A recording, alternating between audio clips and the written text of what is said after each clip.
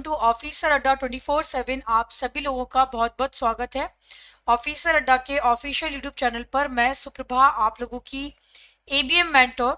यहाँ पर आज हम करेंगे मॉड्यूल डी के क्वेश्चन आंसर स्टार्ट। ठीक है, देखिए मॉड्यूल बी ऑलरेडी आपका पेड बैच में कंप्लीट हो चुका है। जो पुराने बैचेस हैं जैसे निश्चय, शपथ बैच और संकल्प बैच, वहां पर आपका मॉड्यूल बी कंप्लीट भी हो चुका है।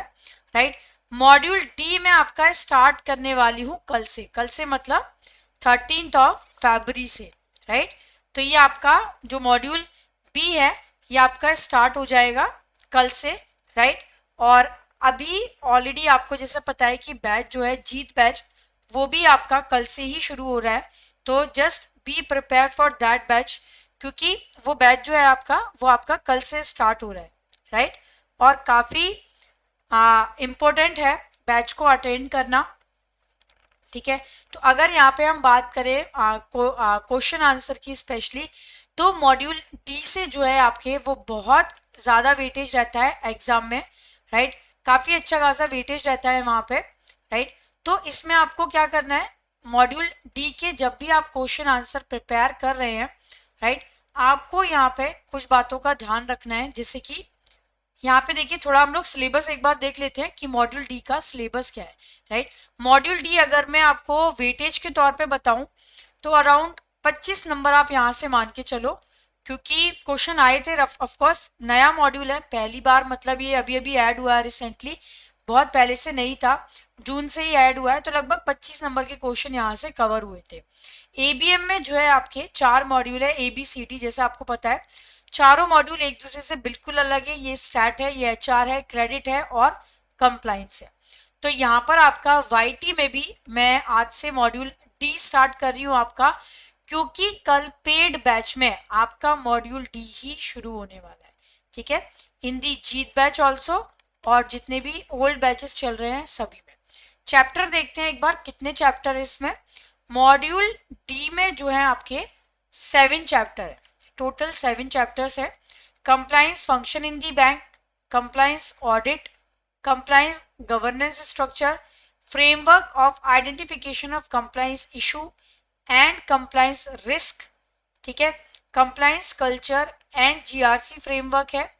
देन कंप्लाइंस फंक्शन है and role of the CCO in the NBFC है।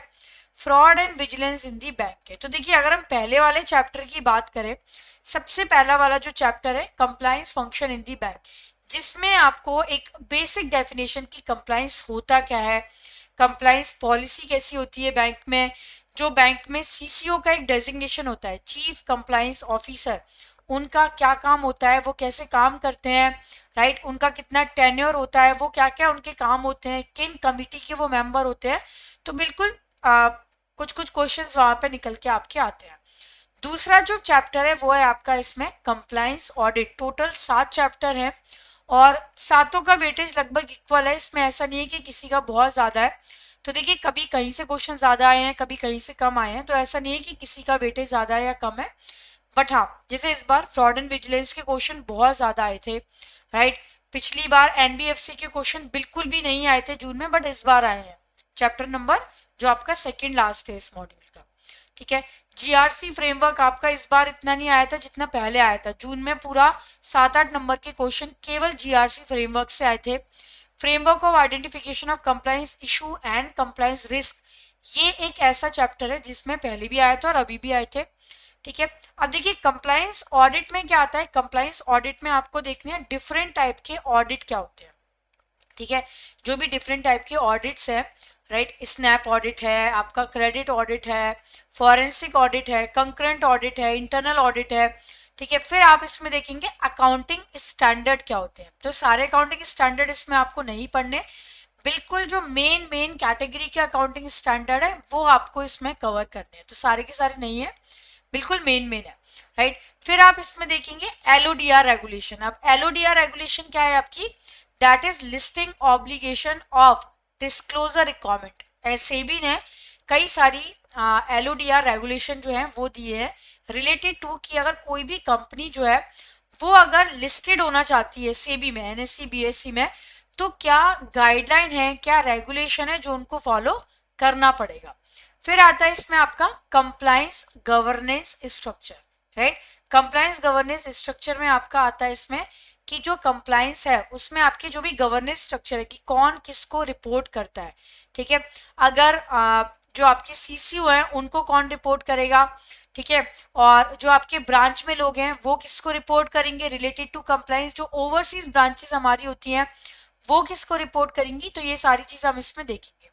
चौथा आता है इसमें आपका framework of identification of compliance issue and compliance risk, right. अब यहाँ पर हम क्या देखते हैं, इसमें हम देखते हैं कि जो भी हमारे मेन कंप्लायंस इशू है, राइट, बैंक में जो भी कंप्लायंस इशू है और कंप्लायंस रिस्क जो भी है वो हम इसमें यहाँ पे देखते हैं।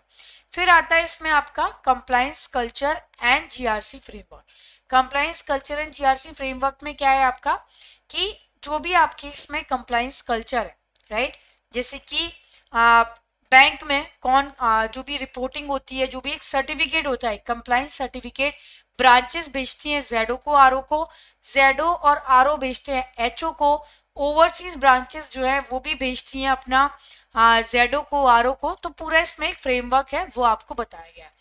देन फिर इसमें आता है आपका जीआरसी फ्रेमवर्क। जीआरसी मतलब that is governance risk compliance. तो ये फ्रेमवर्क क्या है, ये कैसे काम करता है, राइट, वो सारी चीज हम देखेंगे। फिर इसमें एक और चैप्टर है जो आपका बीआरबीएल से ओवरलैपिंग है, compliance function and role of CCO in the NBFC.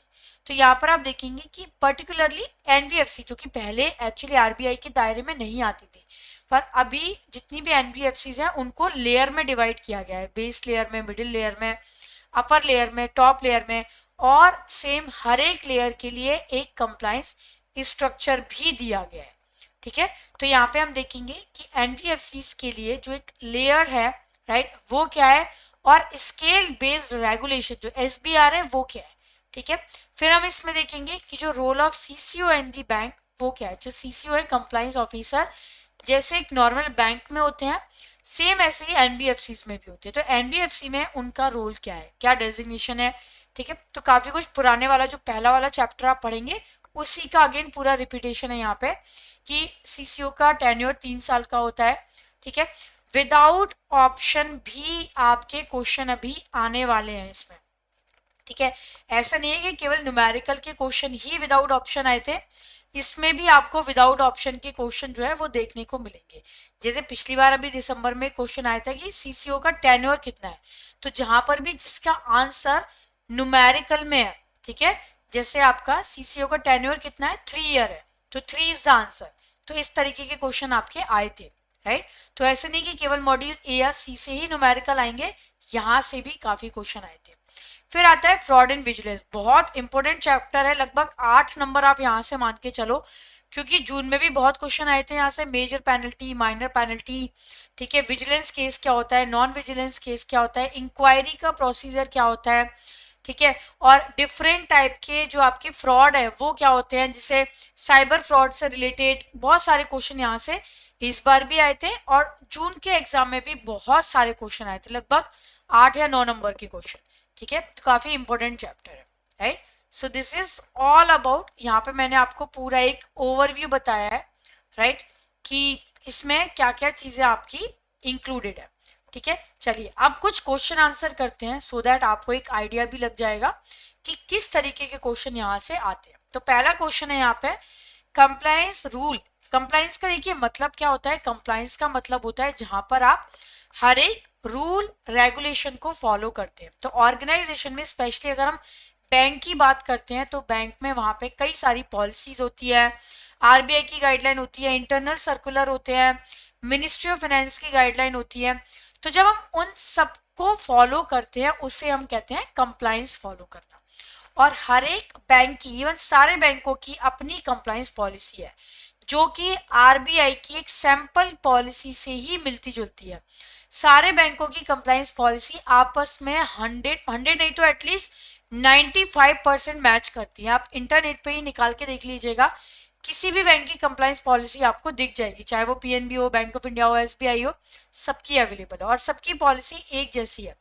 जहां पर हम कंप्लायंस ऑब्जेक्टिव सारी चीजों को, सीसीओ का क्या काम है, ये सब चीजें एक कवर करते हैं कि कंप्लायंस रिस्क क्या है, कंप्लायंस टेस्टिंग क्या है, कितने टाइम में होनी चाहिए, ठीक है। तो कंप्लाइंस का मतलब है when you are adhere to the all the rule regulation policies with the in the organisation. तो यहाँ पे देखिए क्वेश्चन क्या है, compliance rule are framed by bank in terms of statutory guideline specially pertaining to KYC, AML, CFT guideline, deposit and service, advance and FEMA guideline and all of the above। तो यहाँ पे तो देखिए बताइए, अच्छा पहले आंसर इसमें क्या हो सकता है, what can be the right answer in that case.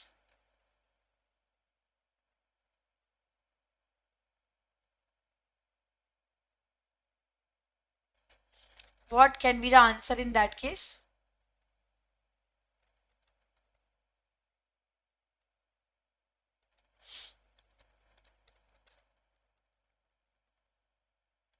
यहाँ पे देखिए, अगर मैं बात करूं, ये तो एक 3 एग्जांपल दिए कि जो बैंक में कंप्लायंस रूल होते हैं वो नॉर्मली किससे रिलेटेड होते हैं, वो आपके केवाईसी से भी रिलेटेड होते हैं, वो आपके डिपॉजिट से भी होते हैं, वो आपके क्रेडिट से भी रिलेटेड होते हैं, वो आपके फेमा गाइडलाइन, बहुत there are number of areas which we normally covered in the compliance rule. तो यहाँ पे तो केवल 3 कैटेगरी दें, तो ऑफकोर्स आंसर इसका ऑल ऑफ दी अबव भी है।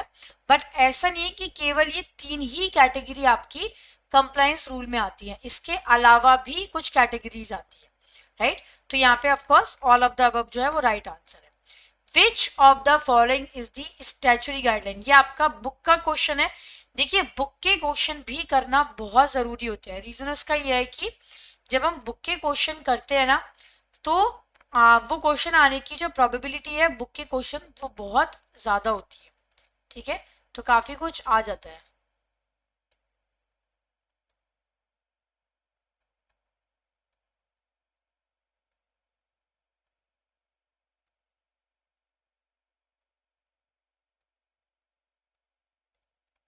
राइट।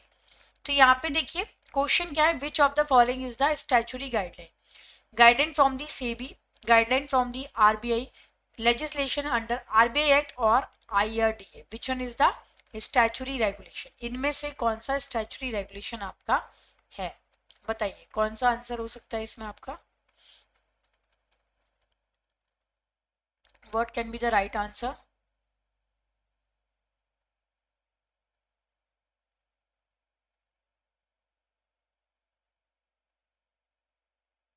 ठीक है, यहाँ पे देखिए हम बात कर रहे हैं कि इनमें से कौन सा स्टैचुरी गाइडलाइन है। तो यहाँ पर आपका स्टैचुरी में क्या आते हैं, ऑफकोर्स स्टैचुरी का मतलब होता है that is law and act. तो यहाँ पर आपका पॉइंट नंबर जो 3 है that is legislation under RBI act, ये आपका इस कैटेगरी में आता है। तो the answer is C, that is.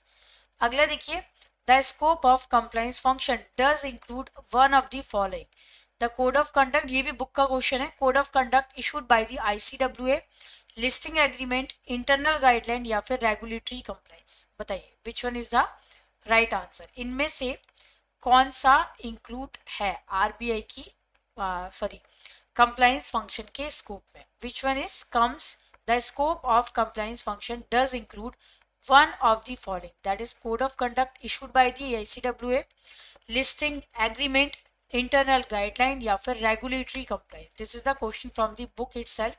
तो यहाँ पर जो आंसर है that is code of conduct, right।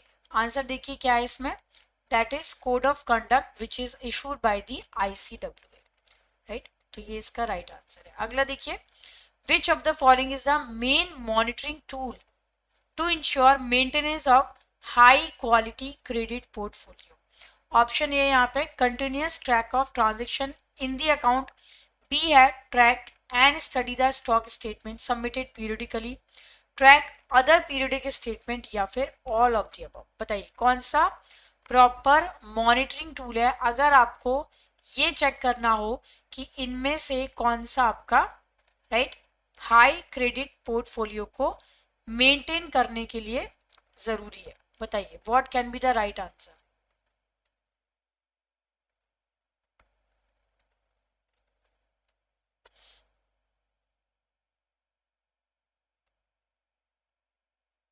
बताइए कौन सा इसमें से राइट आंसर हो सकता है आपका। देखिए यहाँ पे ये पूछा जा रहा है कि इनमें से आपका मेन मॉनिटरिंग टूल कौन सा है to ensure the high quality credit portfolio. तो यहाँ पे B is the right answer, जहां पर आप ट्रैक करते हैं और स्टडी करते हैं स्टॉक स्टेटमेंट सबमिटेड पीरियडिकली, जिसके थ्रू आप ये पता करते हैं कि जो भी आपका क्रेडिट पोर्टफोलियो है वो कितना हेल्दी है, कितना बेटर है, राइट। हमेशा देखिए क्रेडिट पोर्टफोलियो की खासियत होती है ये हमेशा डाइवर्सिफाइड होना चाहिए, जितने ज़्यादा डाइवर्सिफाइड होगा उतना ही ज़्यादा आपको इसमें बेटर रिजल्ट देखने को मिलते हैं। So which one of the following is not one of the primary element of strong organisational compliance program? Option है यहाँ पे are written code of conduct, B है सिग्निफिकेंट फाइनेंशियल एक्सपेंडिचर, सी है a formal ethics training program and D है यहाँ पे an ethics officer. तो which one is the right answer, बताइए।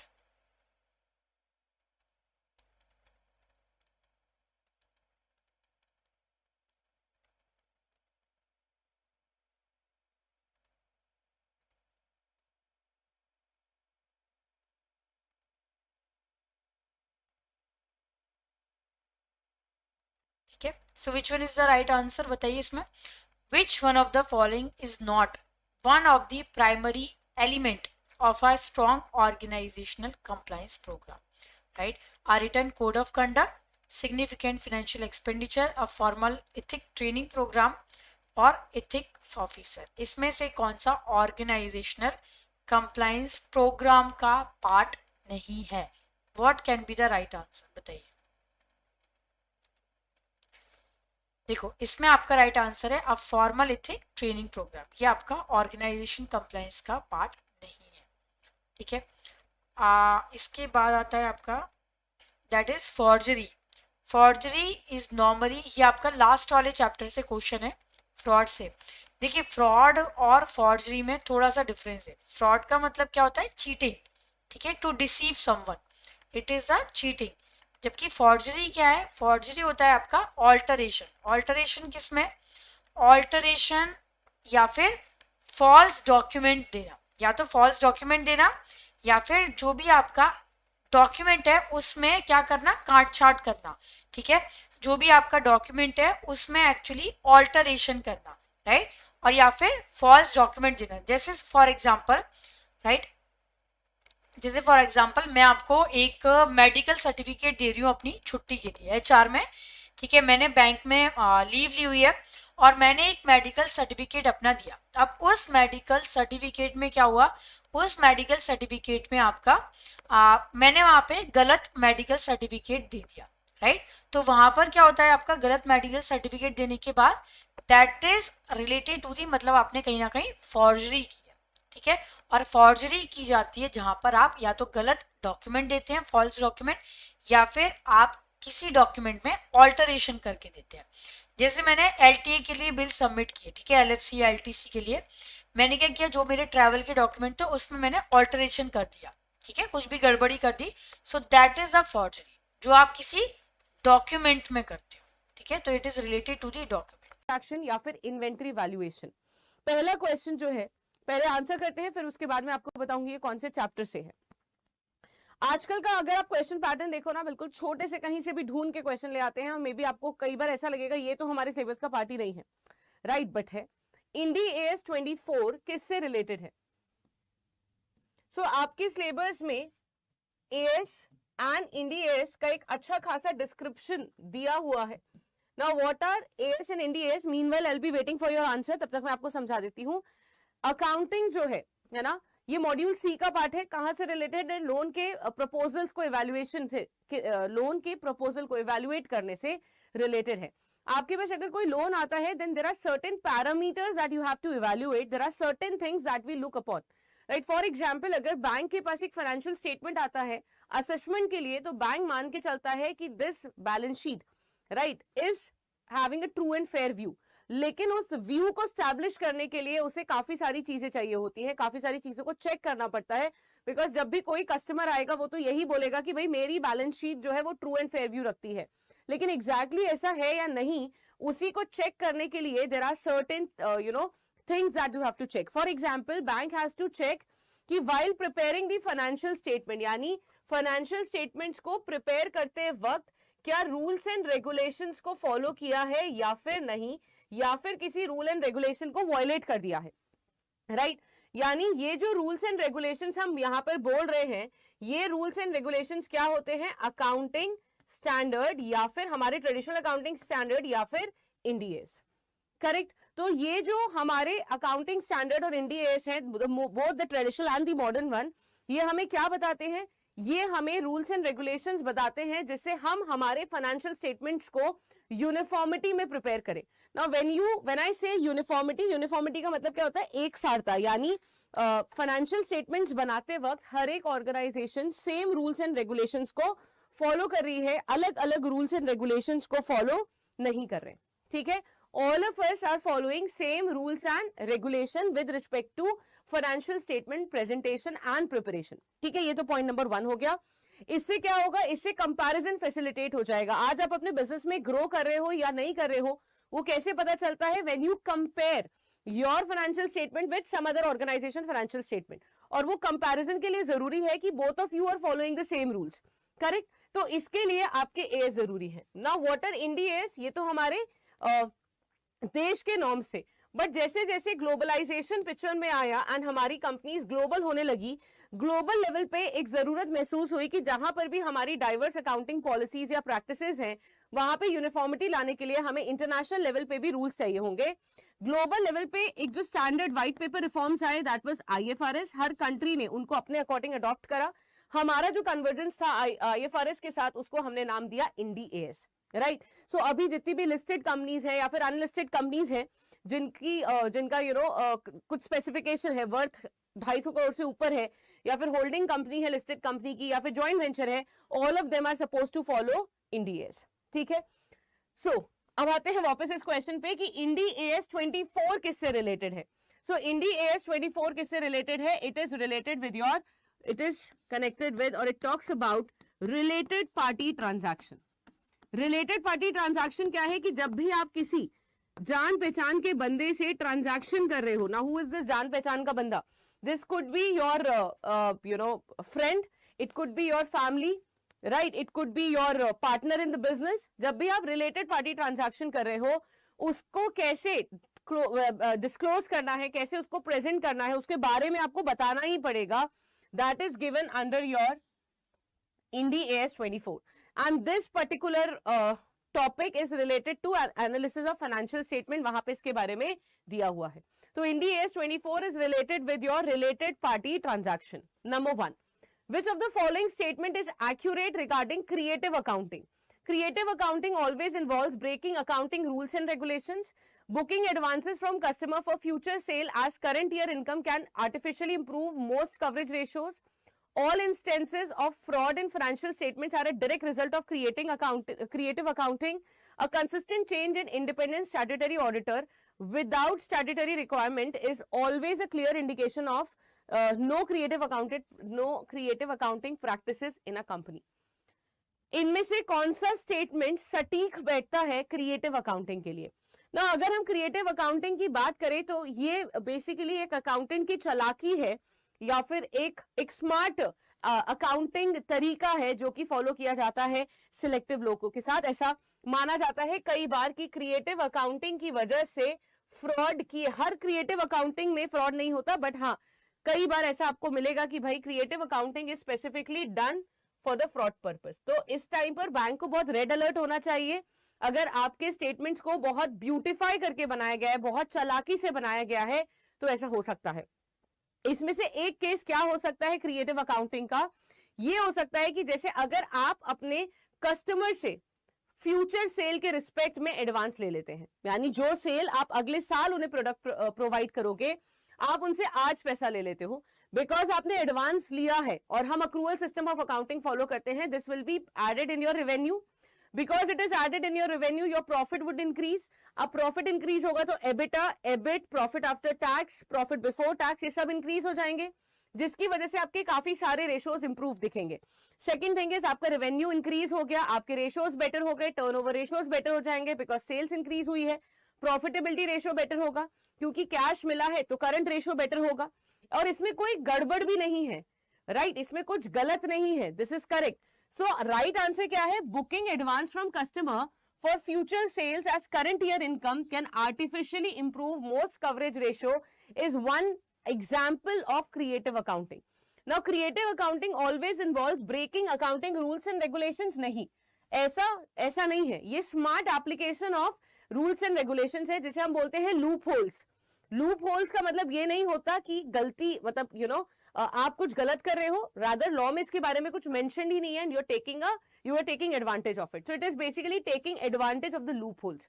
नेक्स्ट स्टेटमेंट बोलता है all instances of fraud in financial statements are a result of direct creative accounting. No, that is not true.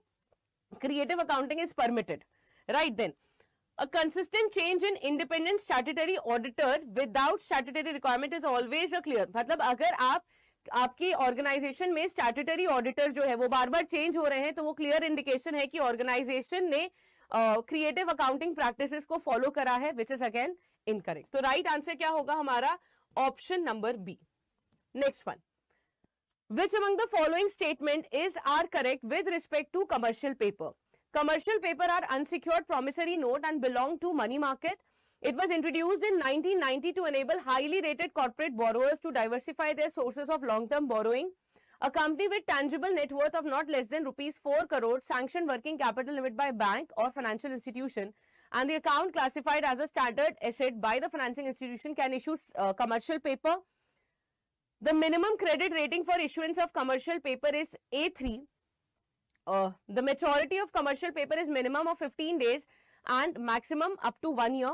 Individual banks, other corporate bodies, unincorporated bodies can invest in CP, but NRIs and FFIs, that is foreign institutional investors, cannot invest in commercial paper. Which of the following statement are correct with respect to commercial paper? Option numbers आपको यहाँ पे दिए हैं side में, only 1, 2, 4th and 5th, only 2nd, 3rd, 5th and 6th, only 1, 3rd, 4th, या फिर all of the above. Which of the following statements are correct?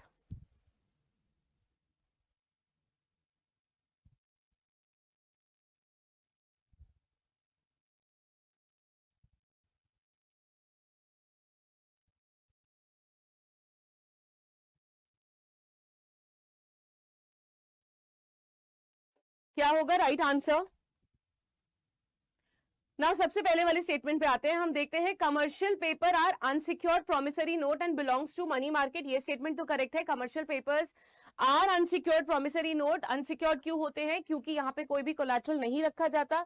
Promissory note क्यों होते हैं? बिकॉज यहाँ पे जो प्रॉमिस करता है वो ऑर्गेनाइजेशन करती है, विच इज दी बोरोअर, है ना, लेंडर नहीं बोलता। तो ऑर्गेनाइजेशन प्रॉमिस करती है कि आप मुझे पैसे दो and I will B reverting this money. It was introduced in 1990 to enable highly rated corporate borrowers to diversify their source of long-term borrowing. Now this option is wrong over here. Long-term borrowing answer नहीं है, क्या होगा? ये word गलत है, it should be short term. क्योंकि money market instrument है, ये लॉन्ग टर्म नहीं हो सकता. This is supposed to be short term. A company with tangible net worth of not less than 4 crore, sanctioned working capital limit by bank and account classified can issue. This is correct. The minimum credit rating for a commercial paper is A3. This is also correct. The maturity of commercial paper is minimum of 15 days and maximum of 1 year. ये गलत है. Minimum 7 days होता है, maximum आपका 1 साल है. Individual banks and other corporate bodies, unincorporated bodies can invest in commercial paper, but NRI और FFI नहीं कर सकते, ये गलत है.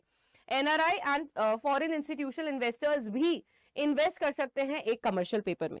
तो आंसर क्या होगा? ये आपके सारे आंसर होंगे.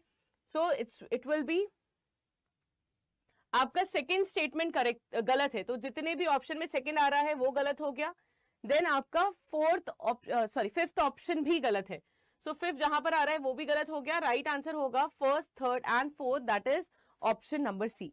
तो राइट आंसर हो जाएगा आपका यहाँ पर option number C. Commercial paper कहाँ पे यूज किया जा सकता है, एक बार स्ट्रक्चर में बता देती हूँ. जब मैं कमर्शियल पेपर की बात करती हूँ, कमर्शियल पेपर यूज किया जाता है जहां पर ऑर्गेनाइजेशन को शॉर्ट टर्म के पैसे की रिक्वायरमेंट है. और ये कहां पर है? वर्किंग कैपिटल के केस में. यानी ऑर्गेनाइजेशन के पास अगर हम मल्टीपल सोर्सेज की बात करें, वर्किंग कैपिटल पैसे की रिक्वायरमेंट को या फाइनेंस की रिक्वायरमेंट को पूरा करने के लिए, शॉर्ट टर्म मनी रिक्वायरमेंट को पूरा करने के लिए, then commercial paper is one among them, जिनको इशू करके कंपनी अपने पैसे की रिक्वायरमेंट को पूरा कर सकती है. इस कैटेगरी में factoring, then forfeiting is also there, trades is also there, which is specifically for MSME, and there are multiple such instruments जिनको यूज करके ऑर्गेनाइजेशन अपने पैसे की रिक्वायरमेंट को फुलफिल कर सकती है. नेक्स्ट आगे बढ़ते हैं. According to Ind AS 24, that is related party transaction, which of the following entity would not be considered a related party to a reporting entity? An entity that is a post-employment benefit plan for employee of the reporting entity. An entity where a close family member of the reporting entity's key management personnel has a significant shareholding but does not exert significant influence or control. Then, an entity and the reporting entity being member of the same group. An entity that is a joint venture where the reporting entity is an associate of another entity that controls the joint venture. क्या होगा right answer?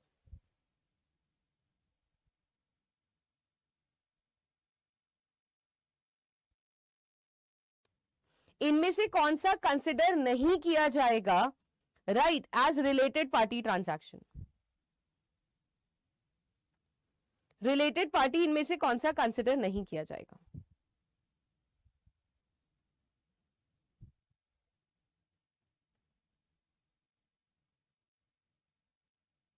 Now की management personnel, आपको यहाँ पे एक word दिख रहा होगा की मैनेजमेंट पर्सोनल. ये वर्ड ना काफी इंपॉर्टेंट है. एंड की मैनेजमेंट पर्सोनल कौन होता है? ये बेसिकली वो लोग हैं जो कि अच्छी खासी अथॉरिटी और रिस्पॉन्सिबिलिटी है, जिनके पास डिसीजन मेकिंग पावर करते हैं ऑर्गेनाइजेशन में. प्लानिंग इनके पास ही होती है, डिसीजन मेकिंग कंट्रोलिंग इनके पास होती है डायरेक्टली या फिर indirectly with respect to organisation. जैसे for example director, executive director, वो इस लेवल पे आते हैं which are key managerial people. Now according to Ind AS इनमें से कौन सा कवर नहीं होगा?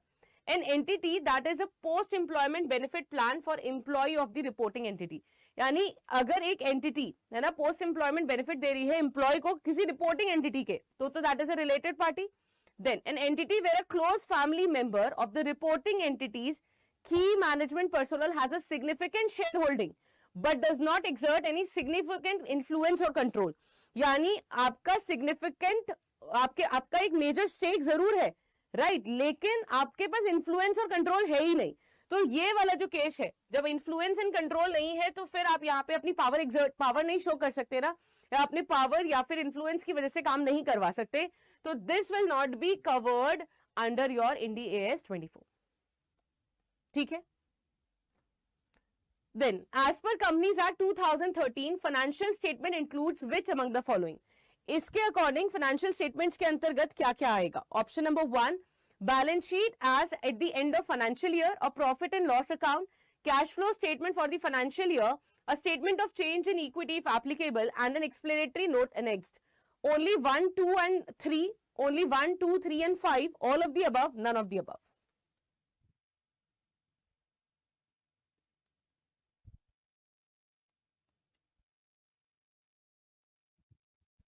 नाउ फाइनेंशियल स्टेटमेंट वर्ड जो है ये डिफाइन किया जाता है section 2 subsection 40 of companies act 2013. यानी कंपनीज एक्ट 2013 में सेक्शन 2 सबसेक्शन 40 के अंदर फाइनेंशियल स्टेटमेंट्स को डिफाइन किया गया है. It includes balance sheet, it includes profit and loss account. लेकिन अगर नॉन प्रॉफिट ऑर्गेनाइजेशन है तो वहां पे आप वर्ड क्या यूज कर सकते हो? Instead of profit and loss it will be income and expenditure अगर नॉन प्रॉफिट ऑर्गेनाइजेशन है. Cash flow statement, statement of changes in equity and explanatory note. तो आंसर हो जाएगा ऑल ऑफ द अबव. यहाँ पे एक दो चीजें जो देखने के लिए जो समझ में रखने के लिए इंपॉर्टेंट है वो ये है कि हमारे जो फाइनेंशियल स्टेटमेंट्स हैं वो बनाए जाते हैं अक्रूवल अकाउंटिंग कॉन्सेप्ट के बेसिस पर. ठीक है. इनमें से सिर्फ और सिर्फ कैश फ्लो स्टेटमेंट ऐसा है जो कि कैश बेसिस ऑफ अकाउंटिंग पर बनाया जाता है. यहाँ पे फंड फ्लो के बारे में नहीं बताया गया है, दो fund flow is also important but it is important for analysis of the financial statement and और बहुत सारी ऑर्गेनाइजेशन फंड फ्लो को मैनेज करती है, बनाती है. Again why it is not covered? Because it is not mandatory under your financial statement. ठीक है. तो राइट आंसर, आई होप यहां तक सबको क्लैरिटी है. Now moving ahead to the next one. यहां पे राइट आंसर है आपका ऑप्शन नंबर सी. ठीक है. Next one, which of the following companies is not required which of the following companies are not required to include a cash flow statement in its financial statement as per the Companies Act 2013. यानी Companies Act 2013 के according इनमें से कौन सी ऐसी companies हैं जिनको financial statements में cash flow statement जो है ना, फाइनेंशियल स्टेटमेंट के अंतर्गत कैश फ्लो स्टेटमेंट बनाना मैंडेटरी नहीं है. यानी कि कंपनीज एक्ट ने कुछ कंपनीज को एग्जम्प्ट किया हुआ है with respect to the preparation of cash flow statement. इनमें से कौन सी है वो companies? Number 1, a multinational corporation with several subsidiaries, a dormant company as defined in the Companies Act 2013, a technology firm that hasn't been recognized as a startup by the Department for Promotion of Industry and Internal Trade, a joint venture between two large enterprise। इनमें से कौन सी covered है under, कौन सी किसको बनाना जरूरी नहीं है cash flow statement?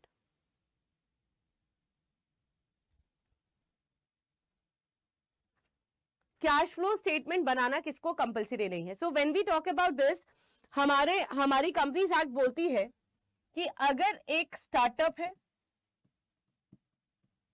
या फिर 1% कंपनी है या फिर डोरमेंट कंपनी है, ठीक है, जिसमें से आपकी 1% कंपनी हो गई, जो स्मॉल कंपनी हो गई या फिर 1% कंपनी हो गई, ये सब कंपनीज एक्ट में डिफाइंड है।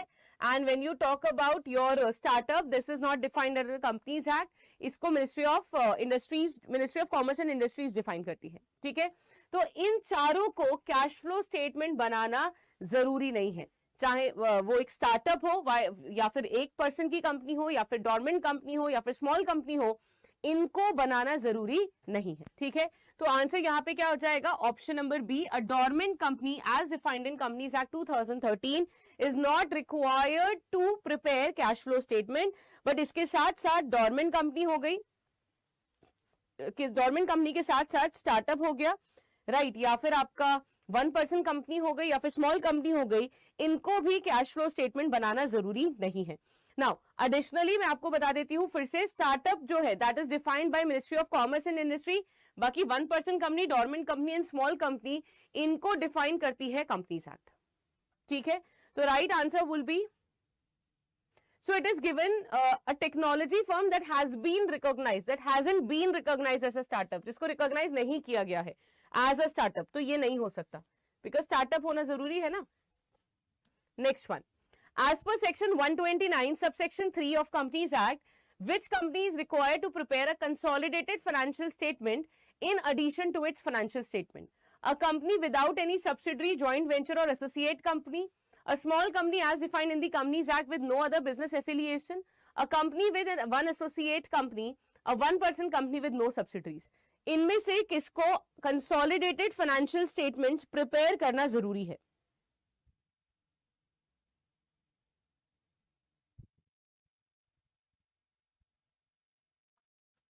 नाउ अगर हम कंसोलिडेटेड फाइनेंशियल स्टेटमेंट्स की बात करें, इसके बारे में मेंशन किया गया है अकाउंटिंग स्टैंडर्ड 21 में भी। अकाउंटिंग स्टैंडर्ड 21 बोलता है कि अगर आपकी जो ऑर्गेनाइजेशन है या फिर कोई एक ऐसी कंपनी है जिसकी एक से ज्यादा सब्सिडरी है या फिर जॉइंट वेंचर है या फिर एसोसिएशन है, एफिलिएशन है, इस सिचुएशन में जब वो अपने फाइनेंशियल स्टेटमेंट्स प्रिपेयर करेंगे, उनके पास एक एडिशनल रिस्पॉन्सिबिलिटी होगी to prepare a consolidated financial statement as well. तो answer would be a company with one associate company, यहां पे तो हमारा ये आंसर हो जाएगा, but a company with one or more associate company or a joint venture company or an affiliation is supposed to or subsidiaries, right, are supposed to prepare a consolidated financial statement। यानी अगर कोई भी company ऐसी है जिसका एक से ज्यादा सब्सिडरी है या एसोसिएट कंपनी है, जॉइंट वेंचर है, उनको नॉर्मल फाइनेंशियल स्टेटमेंट्स के साथ साथ कंसोलिडेटेड फाइनेंशियल स्टेटमेंट्स भी बनाना अनिवार्य होगा, ठीक है। Then next one, according to the company's auditor report 2020, that is CARO, how many specific items does an auditor typically report on regarding other legal and regulatory requirements? 15, 25, 21, 30।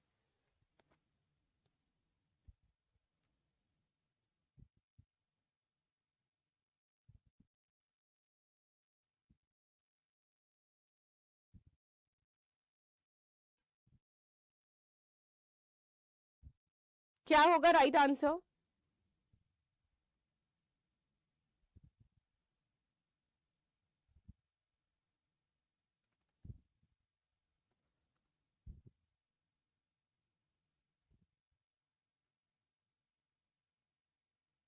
चलिए, सो अगर हम auditor report की बात करें, यहाँ पे पहले तो हम ऑडिटर रिपोर्ट को समझ लेते हैं. Auditor report is one of the important document for bank, right, while assessment of your financial statement. Why? Because auditor कौन होता है? ऑडिटर वो पर्सन होता है जो कि आपके फाइनेंशियल स्टेटमेंट्स को इंस्पेक्ट करने के बाद अपना ओपिनियन देता है ना. तो इसका जो ओपिनियन है वो आपके फाइनेंशियल स्टेटमेंट्स को बताती है कि भाई ये ट्रू एंड फेयर है या नहीं, या जो स्टेटमेंट्स आपने प्रिपेयर करी है do they contain true and fair view और नॉट. तो इसकी जो पुष्टि होती है ना, इसका जो कंफर्मेशन होता है वो हमें ऑडिटर रिपोर्ट से ही मिलता है. बिकॉज ऑडिटर रिपोर्ट ओपिनियन होता है एक ऑडिटर का. जब उसने फाइनेंशियल स्टेटमेंट को इंस्पेक्ट करा और उसके बाद उसको जो जो चीजें मिली वो इस रिपोर्ट में मेंशन करता है. तो auditor report is basically the opinion of an auditor while inspecting और वेरीफाइंग द फाइनेंशियल स्टेटमेंट, है ना. जैसे उसने ऑडिट करा उसके बेसिस पे वो अपना ओपिनियन देता है और यही ओपिनियन हमें बताता है कि जो फाइनेंशियल स्टेटमेंट है वो ट्रू एंड फेयर व्यू रखती है या फिर यहाँ पे कुछ ऐसी चीजें हैं जिनको छुपाया गया है. सारे मटेरियल फैक्ट्स वगैरह जो है या फिर कोई कंप्लायंस है वो सब फॉलो करा है या फिर नहीं करा. ठीक है. नाउ अगर हम कारो की बात करें, that is companies auditor report order 2020, ये एक फॉर्मेट है ना, स्टैट्यूटरी फॉर्मेट है, यानी बाय लॉ एक फॉर्मेट है जिसमें 21 आपके आइटम्स दिए गए हैं जिसको ऑडिटर को अपने लीगल एंड रेगुलेटरी रिक्वायरमेंट्स में बताना पड़ता है ना. उसको बताना पड़ता है कि भाई ये फॉलो किए गए हैं या नहीं. तो यहां पर आपका जो आंसर होगा कितना हो जाएगा? 21 सच रिक्वायरमेंट्स. ठीक है. तो 21 ऐसी रिक्वायरमेंट्स हैं. करेक्ट. साथ में एक चीज आपको ध्यान रखनी है, जो कंपनीज को हमने कैश फ्लो स्टेटमेंट, राइट, जो हमारी कंपनीज थी, कौन सी थी? Small companies, dormant companies, startup and 1% company. जो कंपनीज एक्सक्लूडेड थी, right, from cash flow statement preparation, they are also excluded from CARO reportings. ये एक यहां पर भी एक्सक्लूडेड है, इनको ये रिपोर्टिंग नहीं देनी पड़ती. तो दिस इज ऑल्सो इंपॉर्टेंट, ध्यान रखिएगा.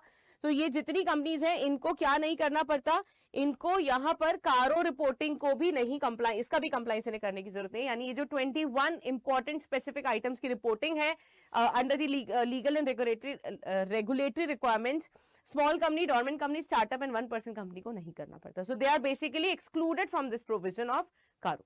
ठीक है. चलिए आगे बढ़ते हैं. विच ऑफ द फॉलोइंग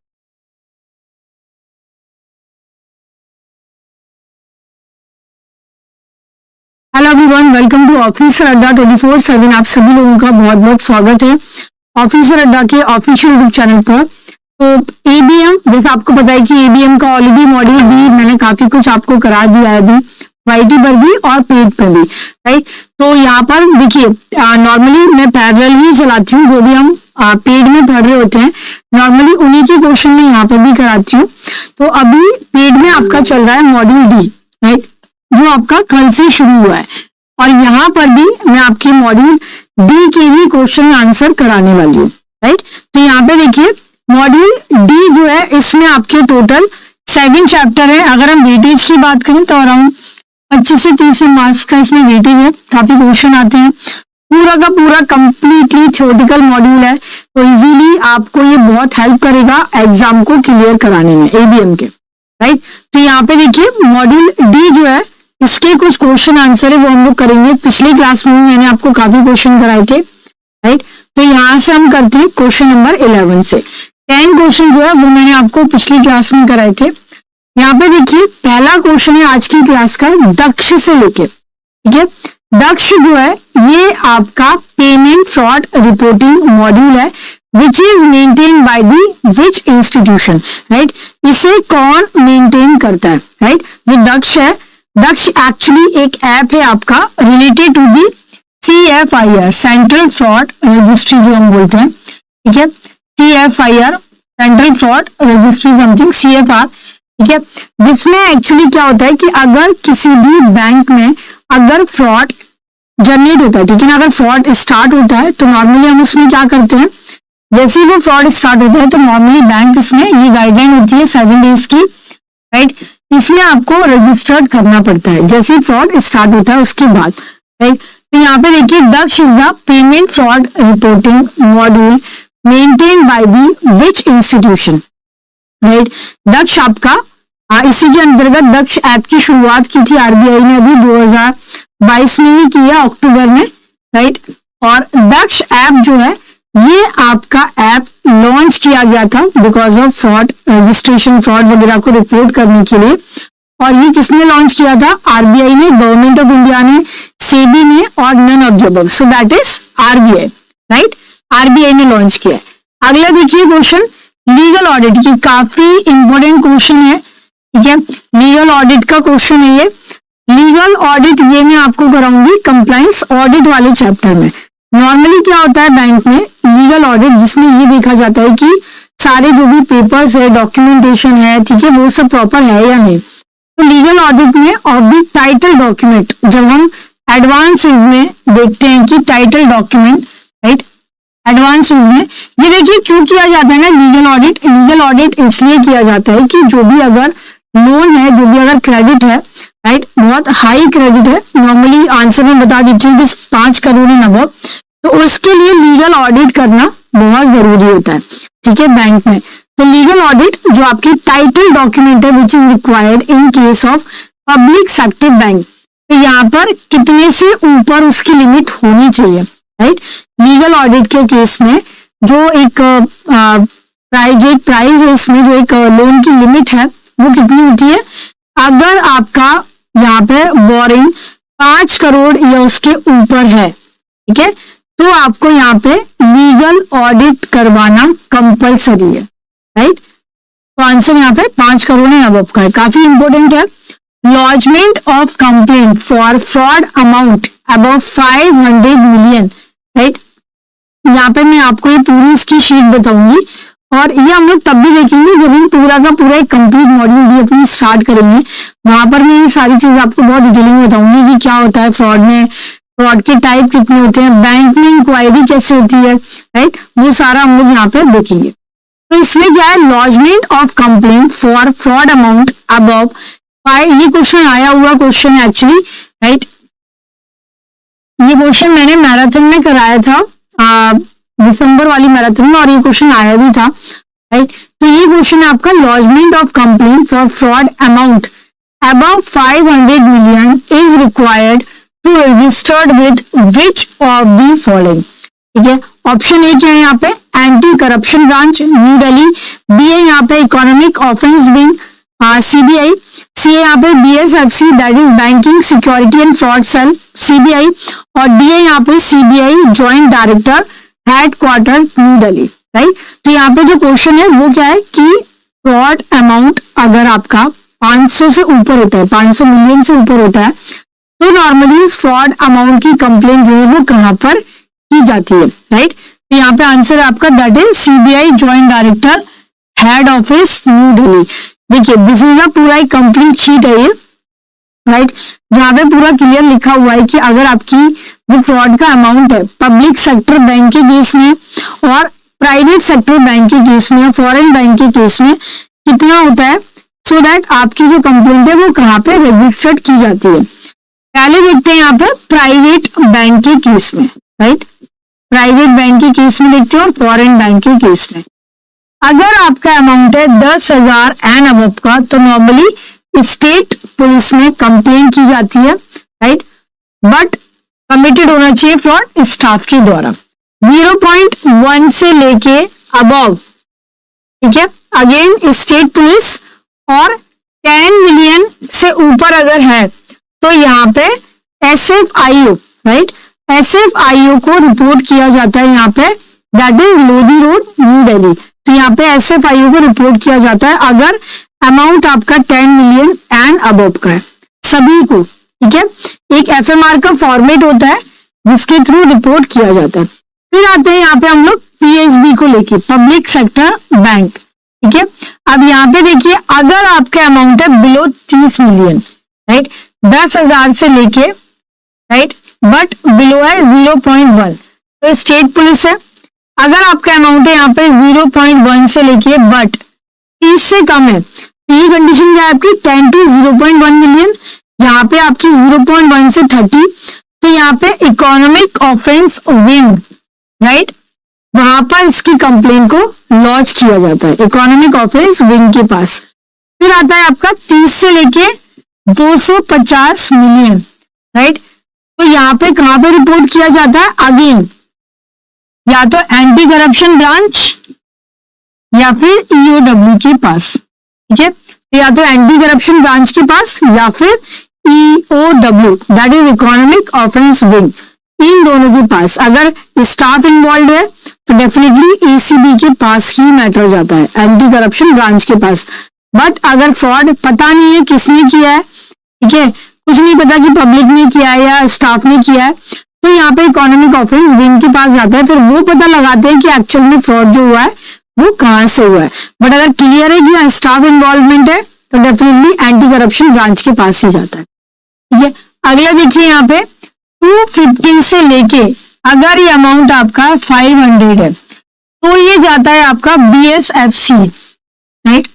इनका ऑफिस आई थिंक बेंगलुरु में है, बैंकिंग सिक्योरिटी एंड पीएन के अबव है, तो जाता है आपका जॉइंट डायरेक्टर सीबीआई के पास, ठीक है, जेडी के पास जॉइंट डायरेक्टर। तो ऑफकोर्स क्वेश्चन आप देख के समझ ही गए हैं क्या है जॉइंट डायरेक्टर, क्योंकि जो फ्रॉड का अमाउंट है वो नॉर्मली 500 मिलियन से ऊपर है तो जॉइंट डायरेक्टर न्यूडली, ठीक है। थोड़ा सा जो कंफ्यूजन होता है वो यहाँ पे होता है, बट अगर हम याद करते हैं अगर स्टाफ इन्वॉल्व है तो फिर तो सोचनी है डायरेक्ट एसीबी के पास ही मैटर जाता है। बट अगर नहीं पता कि किसने किया है फ्रॉड तो फिर मैटर जो है आपका वो ईओडब्ल्यू के पास जाता है, राइट। अगला देखिए यहाँ पे 250 से लेके 500 तक है अगर, तो यहाँ पे कंप्लेंट जो है वो BSFC के पास में लॉन्च होती है। 500 मिलियन के ऊपर है तो कंप्लेंट आपकी joint director CBI new Delhi के पास होती है, ठीक है। तो this is the condition.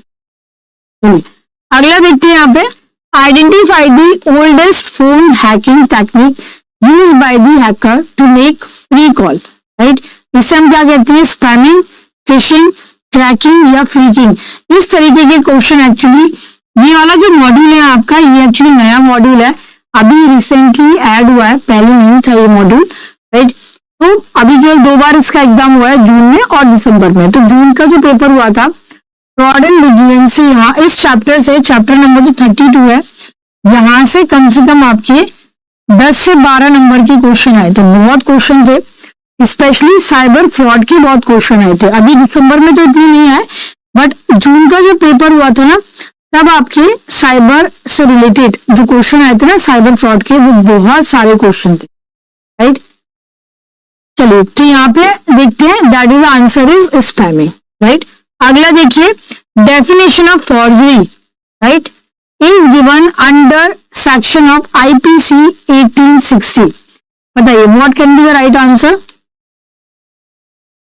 Forgery जो है आपकी ये किस सेक्शन में आती है,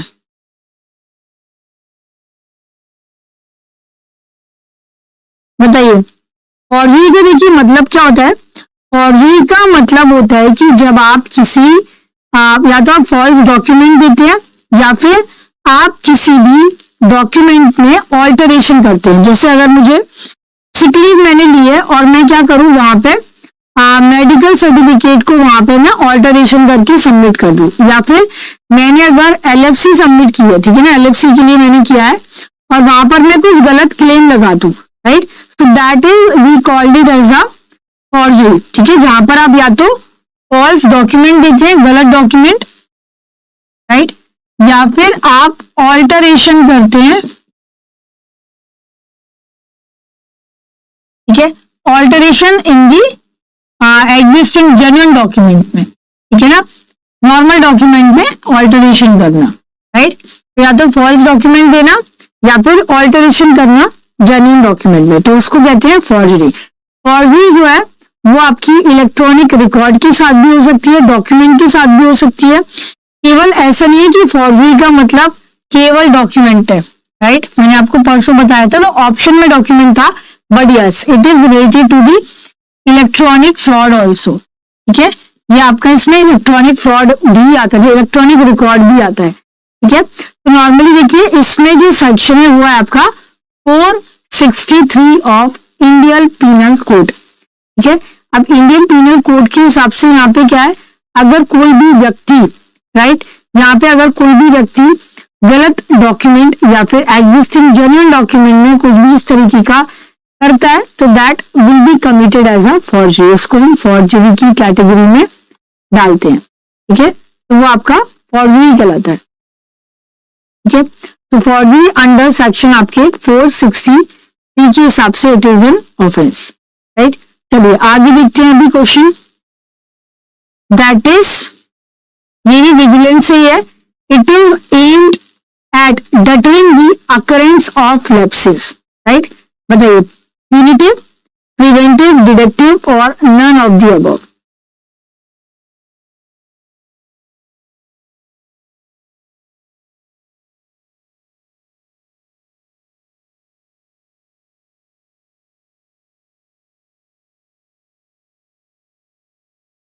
क्या हो सकता है बताइए इसका राइट आंसर।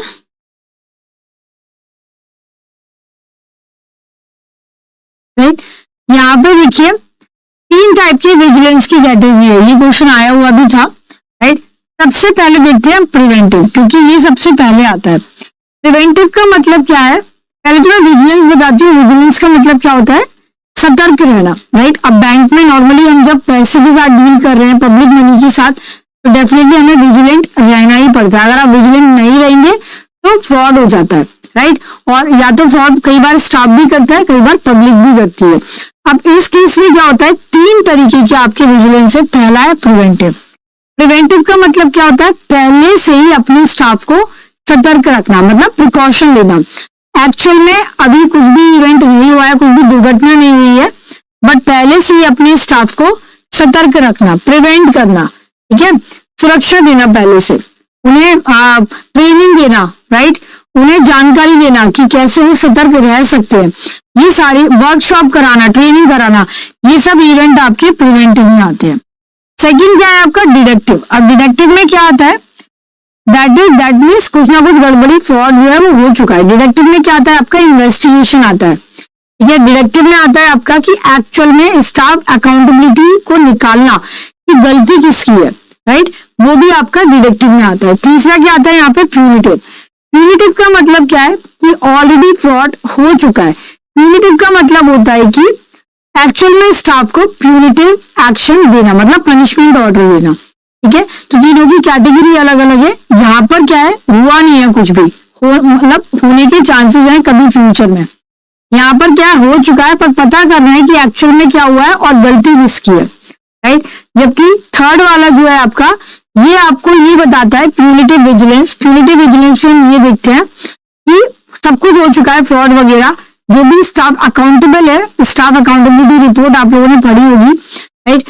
तो वो रिपोर्ट आप लोग प्लीज जरूर पढ़ना। एक सर्कुलर होता है सारी बैंकों में, स्टाफ अकाउंटेबिलिटी को किस तरीके से डील किया जाता है। तो वहां पर प्यूनिटिव विजिलेंस में आता है कि ये एक्चुअली नॉर्मली रोकता है कि इस तरीके के लैप्सेस जो है वो दोबारा ना हो, राइट।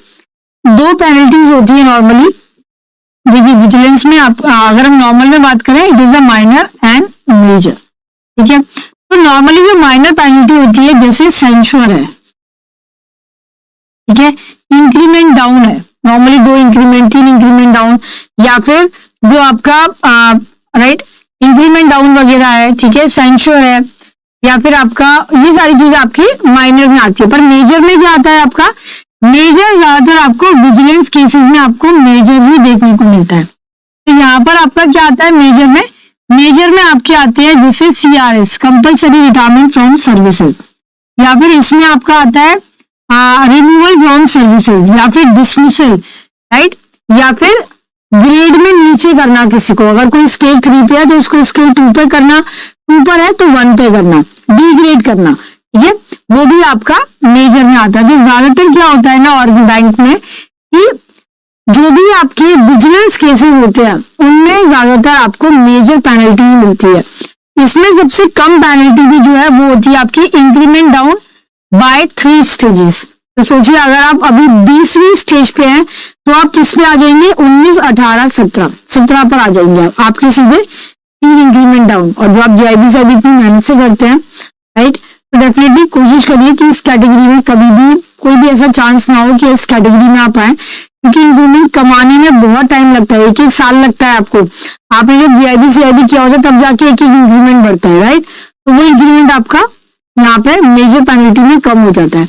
माइनर में क्या होता है, सेंचुअर है और भी बहुत सारी चीजें, वो सारी आपकी माइनर में आती है, ठीक है। जैसे इंक्रीमेंट डाउन है, या फिर प्रमोशन को विदहोल्ड रखना, इंक्रीमेंट को विदहोल्ड करके रखना 1 ईयर 2 ईयर, इस तरीके से, without cumulative effect, with cumulative effect. ये सब मैं आपको जब पेड में पढ़ाऊंगी तो डिफरेंस बताऊंगी कि एक्चुअल में क्या होता है, कि इंक्रीमेंट डाउन में विद क्यूमुलेटिव में क्या है, विदाउट क्यूमुलेटिव में क्या है, वो सब हम लोग पढ़ेंगे माइनर पेनल्टी में और मेजर पेनल्टीज में, राइट। तो यहाँ पे विजिलेंस में आपकी यही 3 तरीके की टाइप है। इसका आंसर है आपका दैट इज प्यूनिटिव विजिलेंस, ठीक है।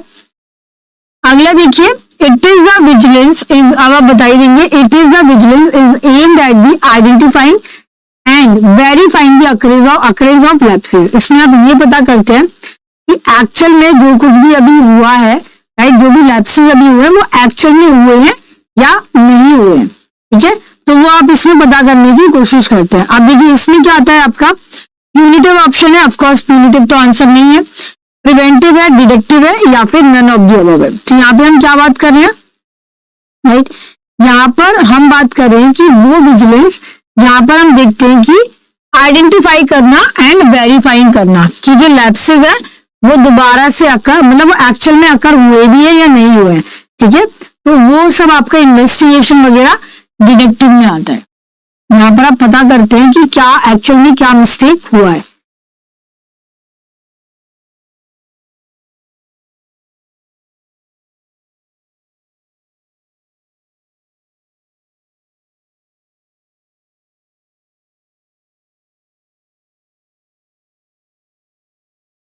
Hello everyone, welcome to officer Adda 24/7। आप सभी लोगों का बहुत बहुत स्वागत है ऑफिसर अड्डा के ऑफिशियल यूट्यूब चैनल पर। तो मैं सुप्रभा, आप लोगों की एबीएम मेंटोर एंड एबीएफएम मेंटोर। यहाँ पर हम स्टार्ट कर रहे हैं अभी मॉड्यूल डी की सीरीज। ऑलरेडी लाइव बैच में मॉड्यूल डी जो है वो आपका स्टार्ट हो चुका है, राइट, ठीक है। तो मॉड्यूल डी जो है वो ऑलरेडी स्टार्ट हो चुका है। 13 फरवरी से नया बैच स्टार्ट हुआ था, जीत बैच, राइट, जहाँ पर मॉड्यूल डी मैंने अभी स्टार्ट किया है, राइट। तो यहाँ पे देखिए मॉड्यूल डी की अगर मैं बात करूँ तो यस, काफ़ी वेटेज है इस मॉड्यूल का भी, राइट। 25 नंबर के आसपास क्वेश्चन आते ही आते हैं लगभग, और 7 चैप्टर हैं टोटल, राइट। तो यहाँ पर अगर हम बात करें, काफ़ी इजी है और काफ़ी कंफर्टेबल मॉड्यूल है, पूरा का पूरा थ्योरेटिकल मॉड्यूल है, कोई भी न्यूमेरिकल नहीं है। तो अगर आप इस मॉड्यूल की एक एक चीज़ आप अगर कवर करते हैं तो इजीली आप कर लेंगे, ठीक है। चलिए तो यहाँ पे स्टार्ट करते हैं। पहला क्वेश्चन,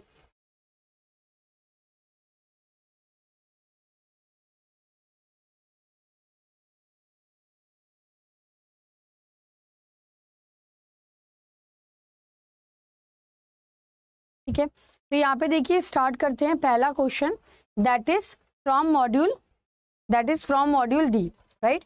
चलिए पहला क्वेश्चन है, यहाँ पे देखिए फ्रॉम दी, ये क्वेश्चन आया हुआ क्वेश्चन है, overall responsibility for overseeing the effective management of the bank compliance function. अब बैंक का देखिए कंप्लायंस फंक्शन होता क्या है, बैंक में जो कंप्लायंस फंक्शन होता है उसका मतलब है कि आप हर एक रूल, हर एक कोड ऑफ कंडक्ट, हर एक स्टैंडर्ड, हर किसी चीज़ को अच्छे से फॉलो करना, राइट, उसे हम कहते हैं कंप्लायंसेस।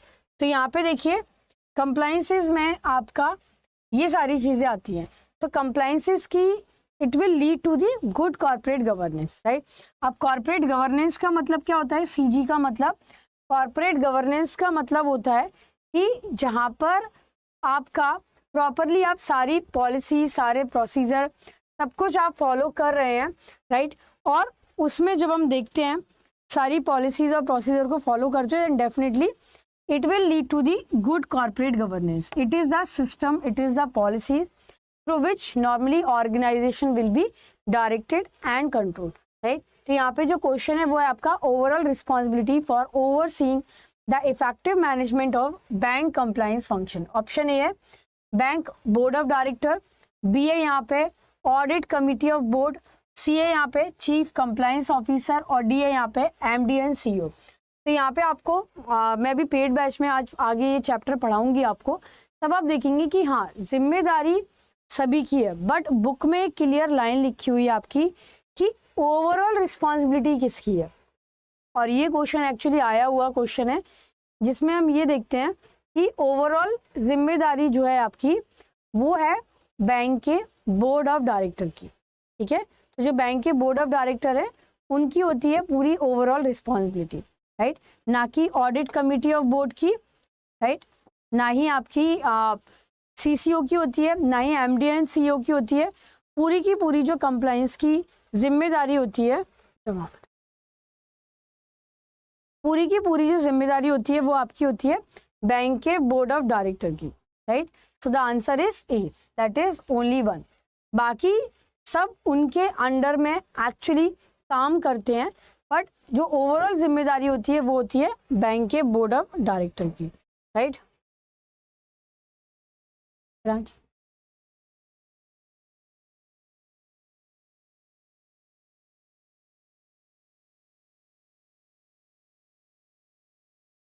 ठीक है, पूरी ओवरऑल जिम्मेदारी जो होती है वो होती है बैंक के बोर्ड ऑफ डायरेक्टर की।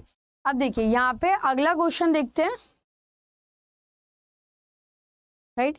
यहाँ पे देखिए अगला क्वेश्चन देखते हैं। सेकंड क्वेश्चन क्या है, the probability of loss that remain to the system that store process or transmit the information after security measure or control have been implemented is called. यहाँ पे देखिए 3 टाइप के रिस्क की बात हो रही है। पहला रिस्क देखते हैं इनहेरेंट रिस्क।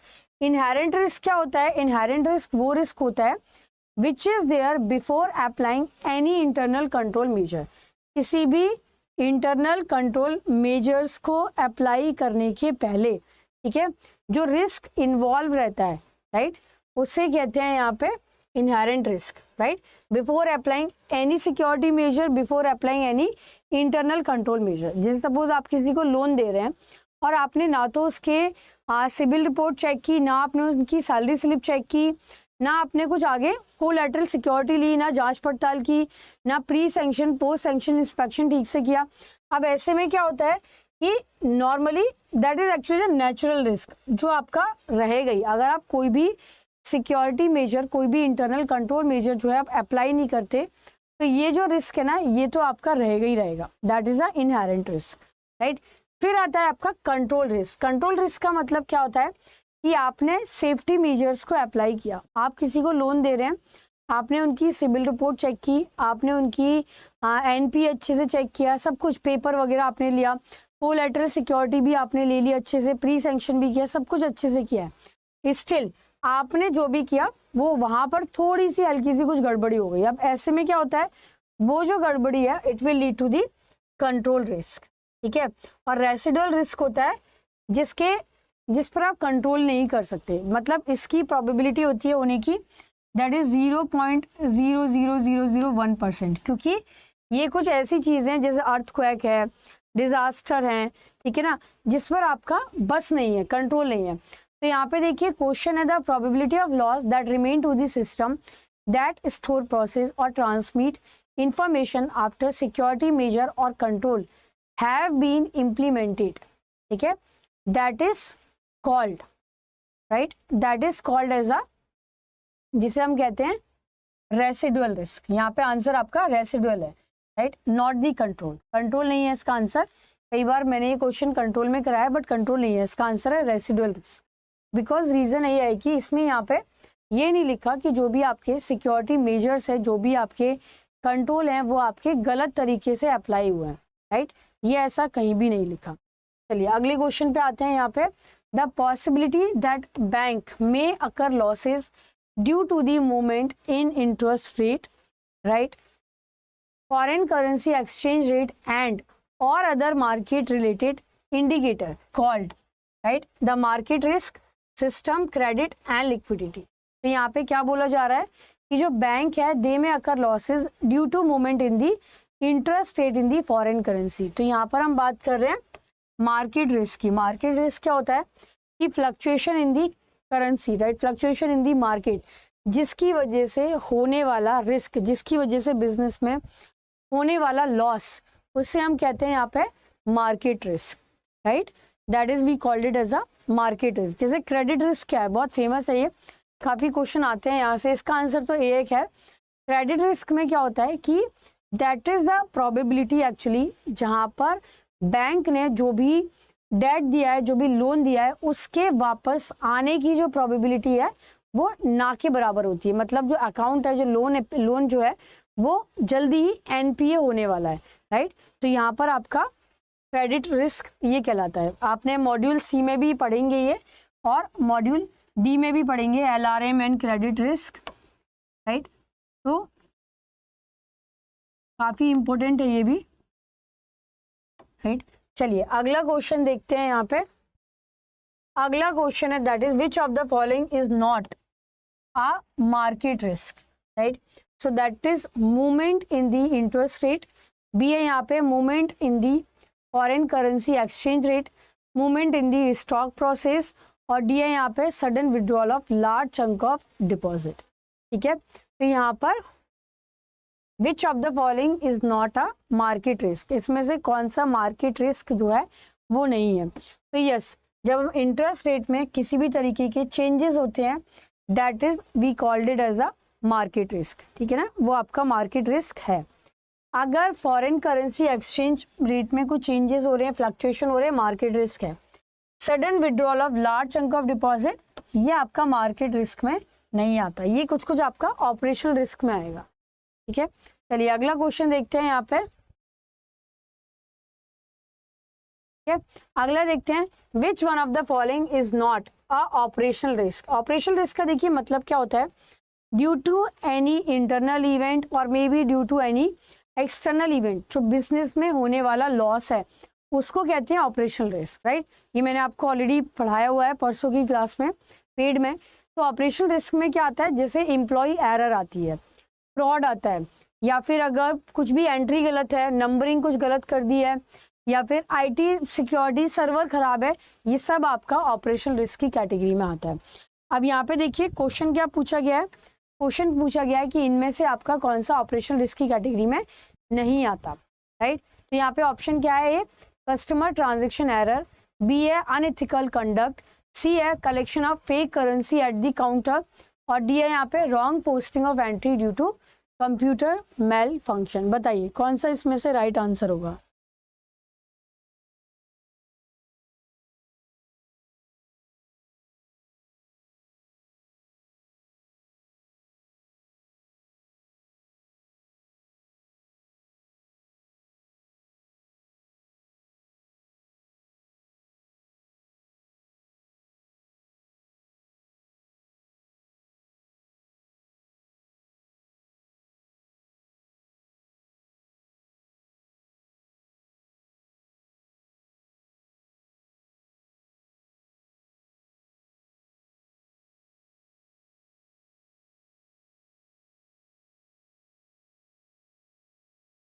राइट। तो यहाँ पे देखिए जो राइट आंसर है वो है आपका दैट इज अनएथिकल कंडक्ट। अगला देखिए यहाँ पे विच of the following is not a part of whistle blower policy. Whistle blower कौन होता है, विसिल ब्लोअर वो पर्सन होता है जो नॉर्मली क्या करता है, किसी भी रॉन्ग डूइंग के खिलाफ, किसी भी गलत चीज के खिलाफ आवाज उठाता है ऑर्गेनाइजेशन में, राइट। तो यहाँ पे देखिए which of the following is not a part of the whistle blower, right. A whistle blower, wrongful और unethical practice, authority and structure, right। तो इनमें से कौन सा पार्ट नहीं है विसिल ब्लोअर पॉलिसी का, राइट। तो यहाँ पे देखिए विसिल ब्लोअर है, wrongful और unethical practice, authority and structure। तो structure is not be the part of the whistle blower policy, right। ये इसका पार्ट नहीं है। अगला क्वेश्चन देखते हैं यहाँ पे, अगला क्वेश्चन क्या है यहाँ पे, Which one of the following is not the part of the GRC framework। GRC framework के ऊपर जून एग्जाम में जो है एक केस स्टडी आई थी। GRC framework क्या है, इट इज़ अ मॉडल जहाँ पर जो भी चीज़ें उनको कैसे कंट्रोल में की जाती है, through governance, through risk and through compliances, right. ये तीन चीज़ों के थ्रू ये सारी चीज़ें वहाँ पे कवर की जाती हैं। तो यहाँ पे गवर्नेंस है, रेगुलेशन है, रिस्क है कंप्लाइंस। तो यहाँ पे रेगुलेशन जो है ये जीआरसी फ्रेमवर्क में नहीं आता। जीआरसी का फुल फॉर्म क्या होता है? जीआरसी का फुल फॉर्म होता है, फुल फॉर्म भी आया हुआ है एक बार एग्जाम में, दैट इज गवर्नेंस, ठीक है, कंप्लाइंस एंड रिस्क, राइट। ये तीनों चीजें जो हैं this is the part of the GRC framework, right. इसके अलावा जो रेगुलेशन ऑप्शन में है ये पार्ट नहीं है, ठीक है। चलिए अगला क्वेश्चन देखते हैं यहाँ पे 8th question, that is oversight role, the process by which company manage and mitigate risk is a part of governance, risk management, compliance और audit। यहाँ पे क्या कहा गया है कि कंपनी जो है वो मैनेज करती है और रिस्क को मिटिगेट करने की कोशिश करती है। जैसे बैंक में क्या होता है, बैंक में भी एक रिस्क मैनेजमेंट आरएमडी होता है ना, RMD department, risk management department, उनका काम क्या होता है, जो भी अंडरलाइंग रिस्क होते हैं बैंक में उनको टेस्ट करना, मिटिगेट करना, टाइम टू टाइम चेक करते रहना कि कहाँ पे कौन सा रिस्क इन्वॉल्व है, राइट। तो ये आपका रिस्क मैनेजमेंट की कैटेगरी में आता है। तो यहाँ पे आंसर जो है वो है आपका रिस्क मैनेजमेंट, राइट। अगला देखिए, the whistle blower policy preamble contain the following, which of them should be the most important. Option A है यहाँ पे, anonymity of the informant will be maintained, the authenticity of the information will be confirmed, and there will be no reprisal for reporting the information, ठीक है।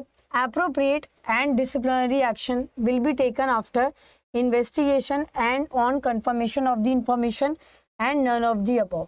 तो यहाँ पर देखिए जो anonymity of the informant है that will be maintained, yes, क्योंकि ये क्लियर इसमें कहा गया है कि विसिल ब्लोअर का नाम एकदम कॉन्फिडेंशियल रखना है आपको, आप कहीं पर भी लीक नहीं कर सकते, ठीक है, नॉट पॉसिबल। ऑप्शन 2 क्या है, the authenticity of the information will be confirmed and there will be no reprisal for the reporting information. C है, the appropriate and disciplinary action will be taken after investigation and on the confirmation of the officer, ठीक है। यहाँ पे whistle blower policy में the authenticity of the information, तो यहाँ पे answer आपका नन ऑफ द अबव है। Hello everyone, welcome to officer Adda 24/7। आप सभी लोगों का बहुत बहुत स्वागत है ऑफिसर अड्डा के ऑफिशियल यूट्यूब चैनल पर। मैं सुप्रभा, आप लोगों की एबीएम मेंटोर। तो यहाँ पर आज हम क्वेश्चन करने वाले हैं एबीएम से ही, और यहाँ पर मैं आपको कराऊंगी मोस्ट इम्पोर्टेंट 10 क्वेश्चंस, राइट। तो देखिए पहला क्वेश्चन यहाँ पर आपका है, from the Dalton Thompson Price के चारों करियर रोल्स, ठीक है। तो यहाँ पे मैं आपको डेल्टन थॉमसन प्राइज जो डीटीपी है, राइट, ये क्वेश्चन कई बार एग्जाम में आया हुआ भी है। इन्होंने देखिए 4 रोल बताए हैं, एक है मेंटोर, एक है कॉलीग, एक है स्पॉन्सर और एक है अप्रेंटाइज। अप्रेंटाइज का मतलब क्या होता है? अप्रेंटाइज का मतलब होता है जब आप एकदम फ्रेशर होते हैं, ठीक है, आपके पास कोई एक्सपीरियंस नहीं होता, आप बहुत ज़्यादा दूसरे के ऊपर डिपेंडेंट रहते हैं, आपके पास कोई एक्सपीरियंस यहाँ पे नहीं रहता, you are dependent on your, right, वहाँ पर आप दूसरे के ऊपर ज़्यादा डिपेंडेंट होते हैं। सेकंड क्या आता है इसमें? कॉलीग। कॉलीग मतलब अराउंड 1+ ईयर, जहाँ पर आपके पास थोड़ा एक्सपीरियंस गेन हो जाता है, पर उतना भी नहीं होता कि आप दूसरों को गाइड कर पाए, केवल उतना एक्सपीरियंस गेन होता है कि आपको उतना ज़्यादा पूछने की ज़रूरत नहीं पड़ती जितनी आपको अप्रेंटाइज में पड़ती है। Apprentice is like a trainee, ठीक है ना, ये एक तरीके से ट्रेनी होते हैं और इन्हें जो है बहुत ज़्यादा जानकारी की ज़रूरत होती है दूसरों से। कॉलीग क्या है यहाँ पे? कॉलीग है यहाँ पे 1+ ईयर जिनका एक्सपीरियंस होता है, राइट, थोड़ा बहुत एक्सपीरियंस हो चुका होता है, और ये नॉर्मली ज़्यादातर क्या होते हैं, ये ज़्यादातर थोड़ा कम डिपेंडेंट होते हैं किसी और के ऊपर। तीसरी स्टेज क्या है? मेंटोर। मेंटोर मतलब एटलीस्ट 5+, जहां पर आपको सारा काम आता है, इनफैक्ट आप अब यहाँ पर दूसरों को गाइड करते हैं, ठीक है। तो this is the third role. Sponsor क्या होता है? आपके पास अच्छा खासा एक्सपीरियंस होता है and you are the part of the top management now, अब आप टॉप मैनेजमेंट का पार्ट होते हैं, ठीक है ना। तो यहाँ पे अप्रेंटाइज है, कॉलीग है, इसको आप ऐसे याद रखिएगा, ACMS, apprentice, colleague, mentor and sponsor. ठीक है, इस तरीके से। अब इसमें क्या होता है, अप्रेंटाइज पर आपका जो एक्सपीरियंस होता है वो एकदम नील होता है, मतलब 0 to 1 होता है, तो आप बहुत ज्यादा डिपेंडेंट होते हैं। जबकि कॉलीग स्टेज पे आप उतना डिपेंडेंट नहीं होते, आपको काम आ चुका होता है। फिर आती है आपकी मेंटोर स्टेज, जहां पर आप दूसरों को गाइड करते हैं, ठीक है, अपने एक्सपीरियंस के थ्रू। और स्पॉन्सर का मतलब होता है जहां पर आपके पास राइट आप अब टॉप मैनेजमेंट का पार्ट होते हैं and you are making the policies and procedure now. ठीक है, जहां पर आप एक्चुअली दूसरे लोगों को गाइड करते हैं कि क्या करना चाहिए क्या नहीं करना चाहिए। तो यहाँ पर आपका सीक्वेंस पूछा जा रहा है। इसमें जो क्वेश्चन आते हैं वो कैसे आते हैं, कई बार आता है कि इनका सीक्वेंस बताइए, राइट सीक्वेंस। ठीक है, करियर रोल जो डीटीपी ने दिया। कई बार ऐसा क्वेश्चन आता है केस स्टडी टाइप का कि आपको एक पर्सन दिया जाएगा, वो अभी दूसरों को गाइड कर रहे हैं, उनका 10 साल का एक्सपीरियंस है into this field and he is guiding to the other, तो वो अभी कौन से रोल में है। तो इस तरीके से आपको एक सिचुएशन दी जाएगी जिसमें आपको पहचानना होगा कि वो मेंटोर है, कॉलीग है, स्पॉन्सर या अप्रेंटाइज है। नॉर्मली इसी दो तरीके के इसमें क्वेश्चन आते हैं।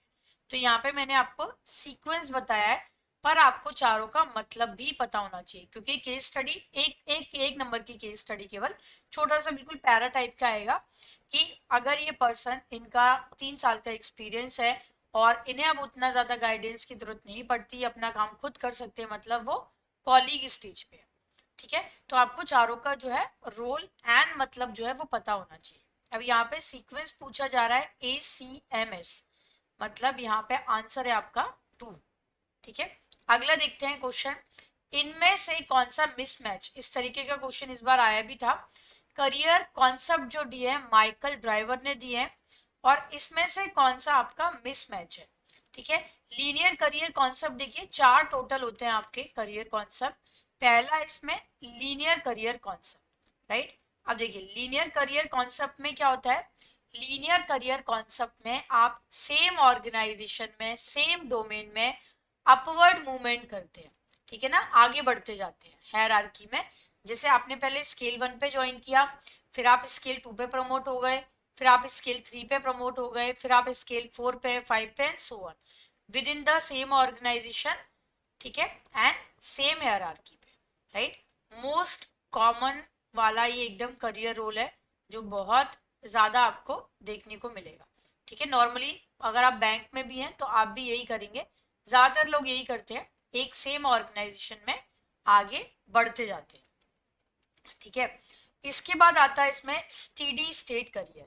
इसमें क्या होता है स्टडी में कि आपके पास स्किल्स तो हैं बट आप प्रमोशन नहीं लेना चाहते, आप आगे नहीं बढ़ना चाहते। ठीक है, राइट। ट्रांजिटरी में क्या होता है, आप एक जॉब से दूसरे जॉब में शिफ्ट करते हैं। तो यहाँ पे देखिए ये वर्ड जो है ये गलत है, मुझे यहाँ पे मिसमैच निकालना है, मतलब जो गलत है, और यहाँ पर मुझे लिखना चाहिए था विदाउट, राइट। मैंने यहाँ गलत लिखा है विद। ट्रांजिटरी में क्या होता है, ट्रांजिटरी में आप एक जॉब में ज्वाइन करते हैं, छोड़ देते हैं, फिर आप दूसरे से स्टार्ट करते हैं, फिर स्टार्ट इस तरीके से। ठीक है, फिर आप 0 से स्टार्ट करते हैं, 1-2 साल काम करते हैं, फिर छोड़ देते हैं। Transitory career pattern without acquiring any excellence. जबकि स्पाइरल में क्या होता है, आप नई जॉब में काम करते हैं, बहुत मेहनत करते हैं, you perform well, move up in the status, then move to the another kind of job, right. आप क्या करते हैं इसमें कि एक ही जॉब में आप हायरार्की में क्या करते हैं, परफॉर्म करते हैं अच्छे से, एक आध प्रमोशन भी ले लेते हैं, फिर मे बी किसी कारणवश आपको जॉब जो है वो छोड़नी पड़ जाती है, फिर आप दूसरी जॉब में ज्वाइन करते हैं, then again you work hard, perform well and move up in the status. ये इस तरीके से जाता है आपका, कुछ इस तरीके से, राइट। फिर आप थोड़ा सा नीचे आते हैं, फिर again you are going up, right. और लीनियर में क्या होता है, लीनियर में आप एक ही हायरार्की में, एक ही ऑर्गेनाइजेशन में आगे बढ़ते जाते हैं। जैसे बैंक में आपने ज्वाइन किया स्केल 1 ऑफिसर, फिर आपने प्रमोशन ले लिया स्केल 2 पे, फिर आपने प्रमोशन लिया स्केल 3 पे, देन स्केल 4 पे and so on, right. Study में क्या होता है, स्टडी स्टेट करियर में आप हायर स्किल तो एक्वायर करते हैं, राइट, पर आपके पास बहुत एक्सपीरियंस होता है, बट आपके करियर में स्टैग्नेशन आ जाता है, आप प्रमोशन या तो लेते नहीं है या फिर आपको मिलता नहीं। ठीक है, जैसे आप स्केल 1 पे काम कर रहे हैं, आपने स्केल 2 तक प्रमोशन लिया, फिर आपने प्रमोशन नहीं लिया, फिर आप वहीं पे आप स्टैग्नेंट हो गए, क्योंकि मे बी किसी भी रीजन की वजह से, फैमिली और ट्रांसफर कुछ भी, तो उसको हम बोलते हैं स्टेडी स्टेट करियर। ट्रांजिटरी में आप टाइम पास करते हैं, आप 2 साल आपने काम किया, देन 0 पे आपने शुरू किया, फिर आपने 1-2 साल काम किया, फिर अगेन 0 पे आ गए विदाउट एक्वायरिंग एनी एक्सपीरियंस। ठीक है, तो ये जो है सी है इसका आंसर वैसे, क्योंकि हमें गलत निकालना था। वहां पे गलत मैंने क्या लिखा हुआ है, मैंने विदाउट नहीं लिखा, मैंने एक्चुअली वहां पे विद लिख दिया है। तो ये जो करियर पैटर्न है ये दिया है माइकल ड्राइवर ने, और ये करियर पैटर्न आपके आते जरूर है, राइट। इनसे क्वेश्चन आपका कई बार आया हुआ है। तो लीनियर करियर कॉन्सेप्ट क्या है यहाँ पे, लीनियर करियर कॉन्सेप्ट होता है जहां पर आप सेम ऑर्गेनाइजेशन में अपवर्ड मूवमेंट में आगे बढ़ते हैं। स्टडी में आपके अंदर एक प्लेट्यू या स्टडी आ जाता है, ये एक्सपर्ट करियर पैटर्न का ही एक टाइप है, स्टडी एंड प्लेट्यू। स्टडी में क्या होता है, आप खुद आगे नहीं बढ़ते, प्लेट्यू में क्या होता है, आपको ऑर्गेनाइजेशन आगे नहीं बढ़ाता। ट्रांजिटरी में आप आगे बढ़ते हैं, 0 से शुरुआत करते हैं, फिर आगे बढ़ते हैं, और इस तरीके से, राइट। और जबकि स्पाइरल में क्या होता है, स्पाइरल में आप आगे बढ़ते हैं, आप परफॉर्म करते हैं अच्छे से, रैंक हासिल करते हैं, बट किसी रीजन की वजह से आपको जॉब छोड़ना पड़ता है, देन अगेन यू जीरो तो नहीं बोल सकते, थोड़ा सा नीचे आना पड़ता है, फिर अगेन ऊपर। तो ट्रांजिटरी और इसमें यही बहुत बड़ा फर्क है, राइट। अगला देखते हैं, which of the following aspect of career planning include the attitudinal characteristic that guide people throughout their career। यहाँ पे देखिए एक कॉन्सेप्ट की बात हो रही है, जिसमें क्या होता है कि यहाँ पर बात हो रही है कि एक ऐसा एक पर्टिकुलर कॉन्सेप्ट होता है जिसमें आपको ये पता चलता है कि आपका टैलेंट क्या है। ठीक है, ये आपको एक्चुअली बताता है कि आपका टैलेंट क्या है, what is your talent, individuals talent बताता है। जैसे आपका टैलेंट हो सकता है सिंगिंग हो, आपका टैलेंट हो सकता है घर सजाना हो, आपका टैलेंट हो सकता है कि राइटिंग हो, पोएम राइटिंग हो, राइट, खाना बनाना हो। तो डेफिनेटली आपका जो करियर एंकर होता है, अगर आप उसी क्षेत्र में काम करते हैं, मतलब जिसमें आपकी रुचि है, अगर आप उसी क्षेत्र में काम करते हैं, तो डेफिनेटली आप आगे अच्छा बढ़ पाते हैं, राइट। तो यहाँ पे टेक्निकल कॉम्पिटेंस है, मैनेजरल कॉम्पिटेंस है, सिक्योरिटी है, क्रिएटिविटी है, एंड ऑटोनॉमी है। टेक्निकल या फंक्शनल कॉम्पिटेंस क्या होता है, a field in which you are fall in love with. ठीक है, आप जिस टेक्निकल फील्ड में बहुत अच्छे होते हैं। मैनेजरल का मतलब होता है कि आप जब आगे बढ़ना चाहते हैं, राइट, आप प्रमोशन लेना, आप लोगों को मैनेज करना पसंद करते हैं। तीसरा है यहाँ पे सिक्योरिटी। सिक्योरिटी का मतलब क्या होता है, देखिए सिक्योरिटी का मतलब होता है जहां पर आपको स्टेबिलिटी चाहिए, जैसे गवर्नमेंट जॉब। क्रिएटिविटी का मतलब क्या है, जहां पर आपको अपनी क्रिएटिविटी यूज करना अच्छा लगता है, जैसे interior decorator, singing, music composer, right, ये सब क्रिएटिविटी है। ऑटोनॉमी मतलब जहां पर आपको एज अ फ्रीलांसर काम करना पसंद होता है, आप ऑर्गेनाइजेशन की लाइफ को पसंद नहीं करते। तो ये टोटल 5 करियर एंकर हैं जो दिए हैं एडगर सीचिन। ठीक है ना, एडगर सीचिन ने दिए हैं ये 5 करियर एंकर। तो यहाँ पे आंसर आपका करियर एंकर ही है, पर करियर एंकर का मतलब क्या होता है, दिस इज योर टैलेंट। तो डेफिनेटली अगर जो आपकी आदतें होती हैं, जो आपकी एटीट्यूडनल कैरेक्टरिस्टिक होती है, अगर आप उसी में काम करते हैं तो आप बहुत अच्छा परफॉर्म कर पाते हैं। ठीक है, क्वेश्चन 4 देखिए, a person who believe that his or her achievement are determined by fate would be described as having the locus of control. जो है ये आपके 2 टाइप के होते हैं, राइट, एक है इंटरनल और एक है एक्सटर्नल, राइट। तो यहाँ पे ऑफकोर्स ऑप्शन देखिए, ऑप्शन ए है इंटरनल, ऑप्शन बी है एक्सटर्नल, सी है इंटरपर्सनल और डी है इंटरप्टेड। तो ऑफकोर्स सी और डी तो इसके आंसर वैसे भी नहीं है, right. Internal locus of control में क्या होता है, इंटरनल लोकस ऑफ कंट्रोल में आपकी लाइफ में जो कुछ भी हो रहा होता है उसके लिए आप अपने आप को जिम्मेदार मानते हैं। ठीक है, कि जो कुछ भी हो रहा है वो मेरी वजह से हो रहा है। पर अगर आपकी लाइफ में आप जिम्मेदार मानते हैं कि जो कुछ भी मेरी लाइफ में हो रहा है वो बाहरी चीजों की वजह से हो रहा है, मेरी डेस्टिनी की वजह से हो रहा है, मेरे लक की वजह से हो रहा है, ठीक है, मेरे फेट की वजह से हो रहा है, तो इसे हम बोलते हैं एक्सटर्नल इवेंट। ठीक है, तो यहाँ पे क्वेश्चन देखिए क्या है, थोड़ा घुमा फिरा के पूछा गया है। A person who believe that his or her achievement are determined by the fate would be described is having, मतलब वो पर्सन जिसे लगता है कि उसकी लाइफ में जो कुछ भी हुआ है वो सब फेट की वजह से हुआ है। यहाँ पे मैं और भी वर्ड यूज कर सकती थी, फेट मतलब आपकी डेस्टिनी, ठीक है, मतलब भगवान की मर्जी, हम बोलते हैं ना भगवान की मर्जी है जो कुछ भी हो रहा है, right, it is destinated to happen, right, कि होके ही रहेगा, जैसे कोई नहीं टाल सकता है, भगवान की मर्जी हम बोलते हैं नॉर्मली। तो यहाँ पर ये होता है आपका that is that is external locus of control की बात हो रही है। अगर मैं यहाँ पे ये लिखती कि एक person who believe that his or her achievement, right, that is determined by them only, ठीक है ना, जो अगर जो कुछ भी हो रहा है मेरी लाइफ में वो मेरी वजह से हो रहा है, आई एम द रिस्पॉन्सिबल, तो यहाँ पे मेरा आंसर होता है इंटरनल लोकस ऑफ कंट्रोल। पर मैं क्या पूछ रही हूँ यहाँ पे कि जो कुछ भी लाइफ में हो रहा है वो किसकी वजह से हो रहा है, फेट की वजह से हो रहा है, लक की वजह से, डेस्टिनी की वजह से, राइट। तो यहाँ पर जो आंसर है आपका वो है external locus of control, right, so this will be your answer, external locus of control. अगला देखिए, which of the following are correct statement for different power basis, इस तरीके का भी क्वेश्चन अभी आया था इस बार। कोअर्सिव पावर, देखिए फ्रेंच एंड रेवन ने टोटल 5 पावर दी।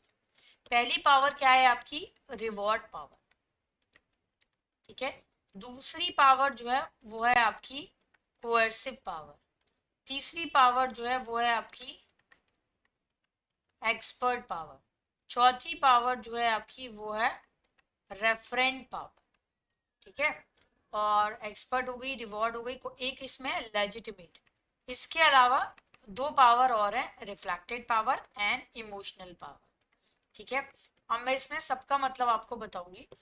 पहली पावर कौन सी है इसमें आपकी, कोअर्सिव पावर। कोअर्सिव पावर क्या होता है, पहली चीज पावर का मतलब क्या है, किसी से वो काम कराना जो आप कराना चाहते हैं और वो नहीं कराना जो आप नहीं कराना चाहते। तो कोअर्सिव का मतलब क्या होता है कि लोग आपका काम तो कर रहे हैं पर आप उनको धमका रहे हैं, डरा रहे हैं, इसकी वजह से वो आपका काम कर रहे हैं। एक्सपर्ट पावर का मतलब क्या होता है कि लोग आपका काम कर रहे हैं क्योंकि आपके पास नॉलेज है, लोग आपकी सुन रहे हैं, आप जो भी बोलते हैं लोग आपकी सुनते हैं। क्यों सुनते हैं, क्योंकि आपके पास पावर है एक्सपर्टीज की। जैसे मेरे पास अगर मुझे क्रेडिट में 25 साल का एक्सपीरियंस है, राइट, तो हर कोई मुझे आके पूछेगा कि क्रेडिट में अगर कुछ भी प्रपोजल या कहीं भी कोई दिक्कत आती है, everyone will ask me, right, क्योंकि मेरे पास एक्सपर्टीज है उस फील्ड की। रेफरेंट पावर का मतलब क्या होता है, रेफरेंट पावर का मतलब होता है, एक है रिफ्लेक्टेड और एक है रेफरेंट। रेफरेंट पावर का मतलब होता है कि जिसमें आपको जो पावर होती है वो आपकी पर्सनालिटी, आपकी कैरेक्टरिस्टिक की वजह से होती है, मतलब हर कोई आपको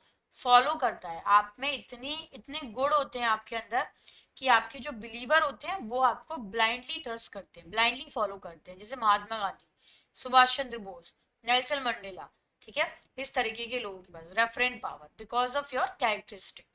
रिफ्लेक्टेड पावर क्या होती है, रिफ्लेक्टेड पावर मतलब किसी का रिफ्लेक्शन पड़ना आपके ऊपर। दैट मीन्स ये पावर आपके पास आती है जब आप किसी पावरफुल सोर्स के क्लोज प्रॉक्सिमिटी में होते हो। जैसे यहाँ पे एक एग्जांपल हो सकता है कि आप सीएमडी के, बैंक के सीएमडी के सेक्रेटरी है, ठीक है, तो डेफिनेटली आपके पास बहुत पावर है। आप अगर प्रेसिडेंट ऑफ इंडिया के बिल्कुल साथ में रहते हैं, सेक्रेटरी है सपोज, राइट, पीए है उनके, तो डेफिनेटली आपके पास बहुत पावर है। तो यहाँ पर, और इसके अलावा एक इमोशनल पावर और होती है जिसके ऊपर इस बार क्वेश्चन भी आया था, जहां पर हम बियॉन्ड ड्यूटी काम करने के लिए हमेशा रेडी रहते हैं, ठीक है, beyond duty and beyond working hours also, so that is we called it as a emotional power, right. इसके अलावा एक लेजिटिमेट पावर और है। लेजिटिमेट पावर में क्या होता है, लेजिटिमेट पावर में आपके पास वो पावर आती है बिकॉज ऑफ योर डेजिग्नेशन। अगर आप इंडिया के प्राइम मिनिस्टर हैं तो आपके पास ऑफ कोर्स काफी पावर होगी because you are the prime minister. तो जब तक आपके पास डेजिग्नेशन है आपके पास पावर आपकी डेजिग्नेशन की वजह से रहती है, that is a legitimate power. अगर किसी को कैपिटल पनिशमेंट से मुक्त करने का, फ्री करने का जो पावर है वो हमारे देश में राष्ट्रपति के पास है, चाहे वो कोई भी हो। अभी द्रौपदी मुर्मू जी हैं, उसके पहले प्रतिभा पाटिल जी हैं, जो कोई भी हो चाहे, बट उनके पास वो पावर हमेशा रहेगी। तो जब द्रौपदी मुर्मू जी रिटायर हो जाएंगी तब उनके पास वो पावर नहीं होगी, बट उनकी जगह जो कोई भी आएगा उसके पास वो पावर होगी। मतलब वो जो पावर है वो पर्सन की पावर नहीं है, वो पावर है डेजिग्नेशन की power.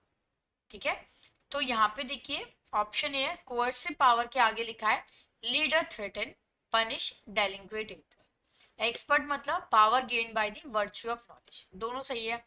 Referent power gain by the reward, जो कि गलत है। रिफ्लेक्टेड पावर, यस, किसी पावरफुल रिसोर्सेज के क्लोज प्रॉक्सिमिटी में रहना। तो यहाँ पे 1, 2 एंड 4 मतलब B is the correct answer. इसी तरीके का एक क्वेश्चन मिस मैच का या मिक्स एंड मैच का, मैच द फॉलोइंग का क्वेश्चन इस बार एग्जाम में आपके आया हुआ था। ठीक है, तो नॉर्मली इस तरीके के क्वेश्चन जो है वो एग्जाम में आते हैं, राइट। चलिए अगला क्वेश्चन करते हैं। तो यहाँ पे देखिए पावर का जो क्वेश्चन है, राइट, वो आपका जरूर आएगा, राइट। तो यहाँ पे आपको इसको अच्छे से तैयार कर लेना है। अब देखते हैं यहाँ पे अगला question, question number 6। What is the following represent the correct sequence in the stages of group formation, right. Group formation की टोटल 5 स्टेजेस होती है। ये इलेक्टिव में भी, आपके एचआर इलेक्टिव में भी FSN एंड PA, राइट। तो यहाँ पे forming, storming, norming, performing and एडजर्निंग, right. Forming का मतलब क्या होता है, जब आप एक ग्रुप फॉर्म करते हैं, आप एक ग्रुप बनाते हैं। स्टॉर्मिंग का मतलब क्या होता है, स्टॉर्मिंग का मतलब होता है यहाँ पे जब एक्चुअली ग्रुप के बीच में लड़ाई झगड़े होना शुरू होते हैं। क्या होता है ना, सबसे पहले ग्रुप जो है वो मिलता है एक दूसरे से, है ना, फिर धीरे धीरे क्या होता है, धीरे धीरे लड़ाई झगड़ा शुरू होता है, बनती नहीं है आपस में, राइट। तो कॉन्फ्लिक्ट होते हैं। स्टॉर्मिंग में क्या होते हैं, एक्चुअली कॉन्फ्लिक्ट बिगिंस, राइट। यहाँ पर कॉन्फ्लिक्ट स्टार्ट होते हैं। फिर धीरे धीरे क्या होता है, अब आप एक दूसरे के जब साथ में रहते हो तो आपस में आपको एक दूसरे की आदत लग जाती है, ठीक है। फिर आप एक दूसरे की रिस्पेक्ट करना भी स्टार्ट कर देते हो, राइट। FSN यहाँ तक आ गया। एंड देन यहाँ पे है, आपकी बुक के हिसाब से मैं बता रही हूँ, FSN CP है वैसे, और HR इलेक्टिव में ये ग्रुप स्टेजेस है FSN PA। तो यहाँ पे इसके बाद आता है कंफर्मिंग, फिर आप एक दूसरे के साथ कंफर्टेबल हो जाते हैं and then you will start performing, right. तो यहाँ पे जो राइट आंसर आपका है दैट इज फॉर्मिंग। फॉर्मिंग मतलब थर्ड वाला, storming, norming, conforming, FSN CP। तो ABM की बुक में जब आप इसको पढ़ेंगे तो ये FSN CP लिखा हुआ है, पर जब आप HR इलेक्टिव की बुक में पढ़ेंगे या इवन किसी भी बुक में तो वहां पे FSN PA। वैसे नॉर्मली HR की ज्यादातर बुक में FSN PA ही लिखा हुआ है, पर आपकी जो बुक है ABM की वहां पर FSN CP है, पर HR इलेक्टिव में ये FSN PA है। तो कंफ्यूज नहीं होना है, एडजर्निंग को एक जगह बाद में डाल दिया है और कंफर्मिंग को पहले डाल दिया है, पर अगर आप ABM में पढ़ रहे हैं तो it is FSN CP is the right answer.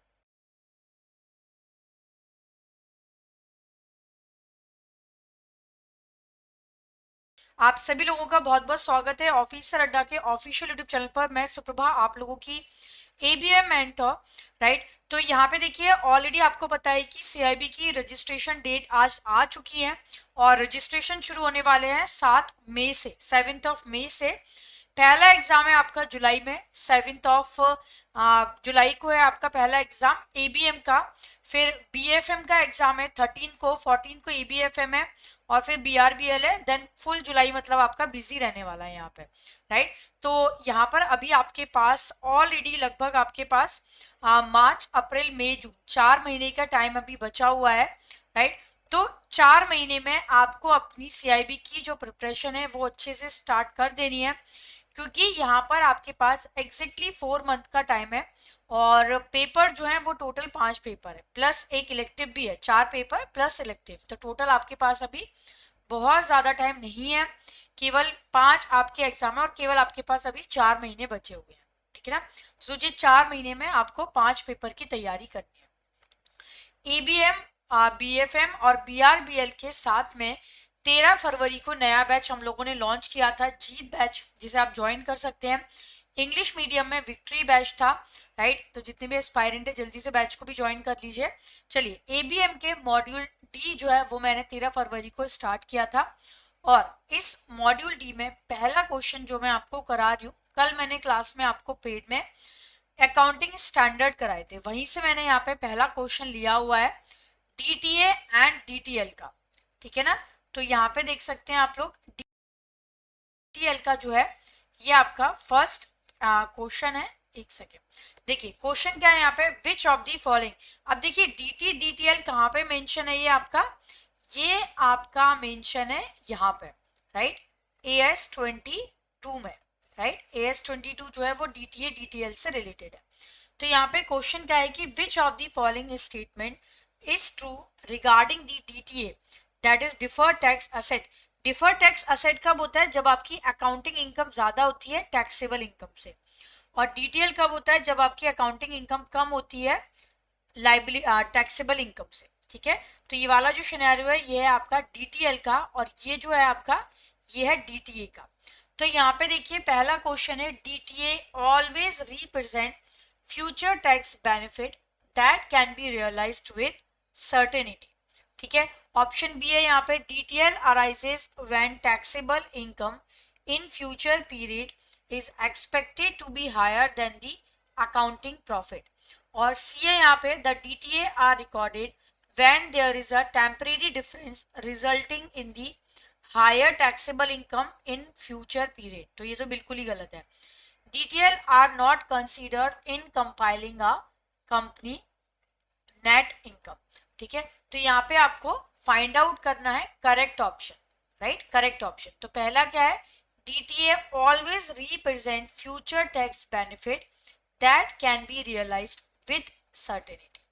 DTL कब होती है आपकी, जब आपकी taxable income in future period is expected to be higher than the accounting profit, ठीक है, जब आपकी टैक्सेबल इनकम ज्यादा होती है, राइट।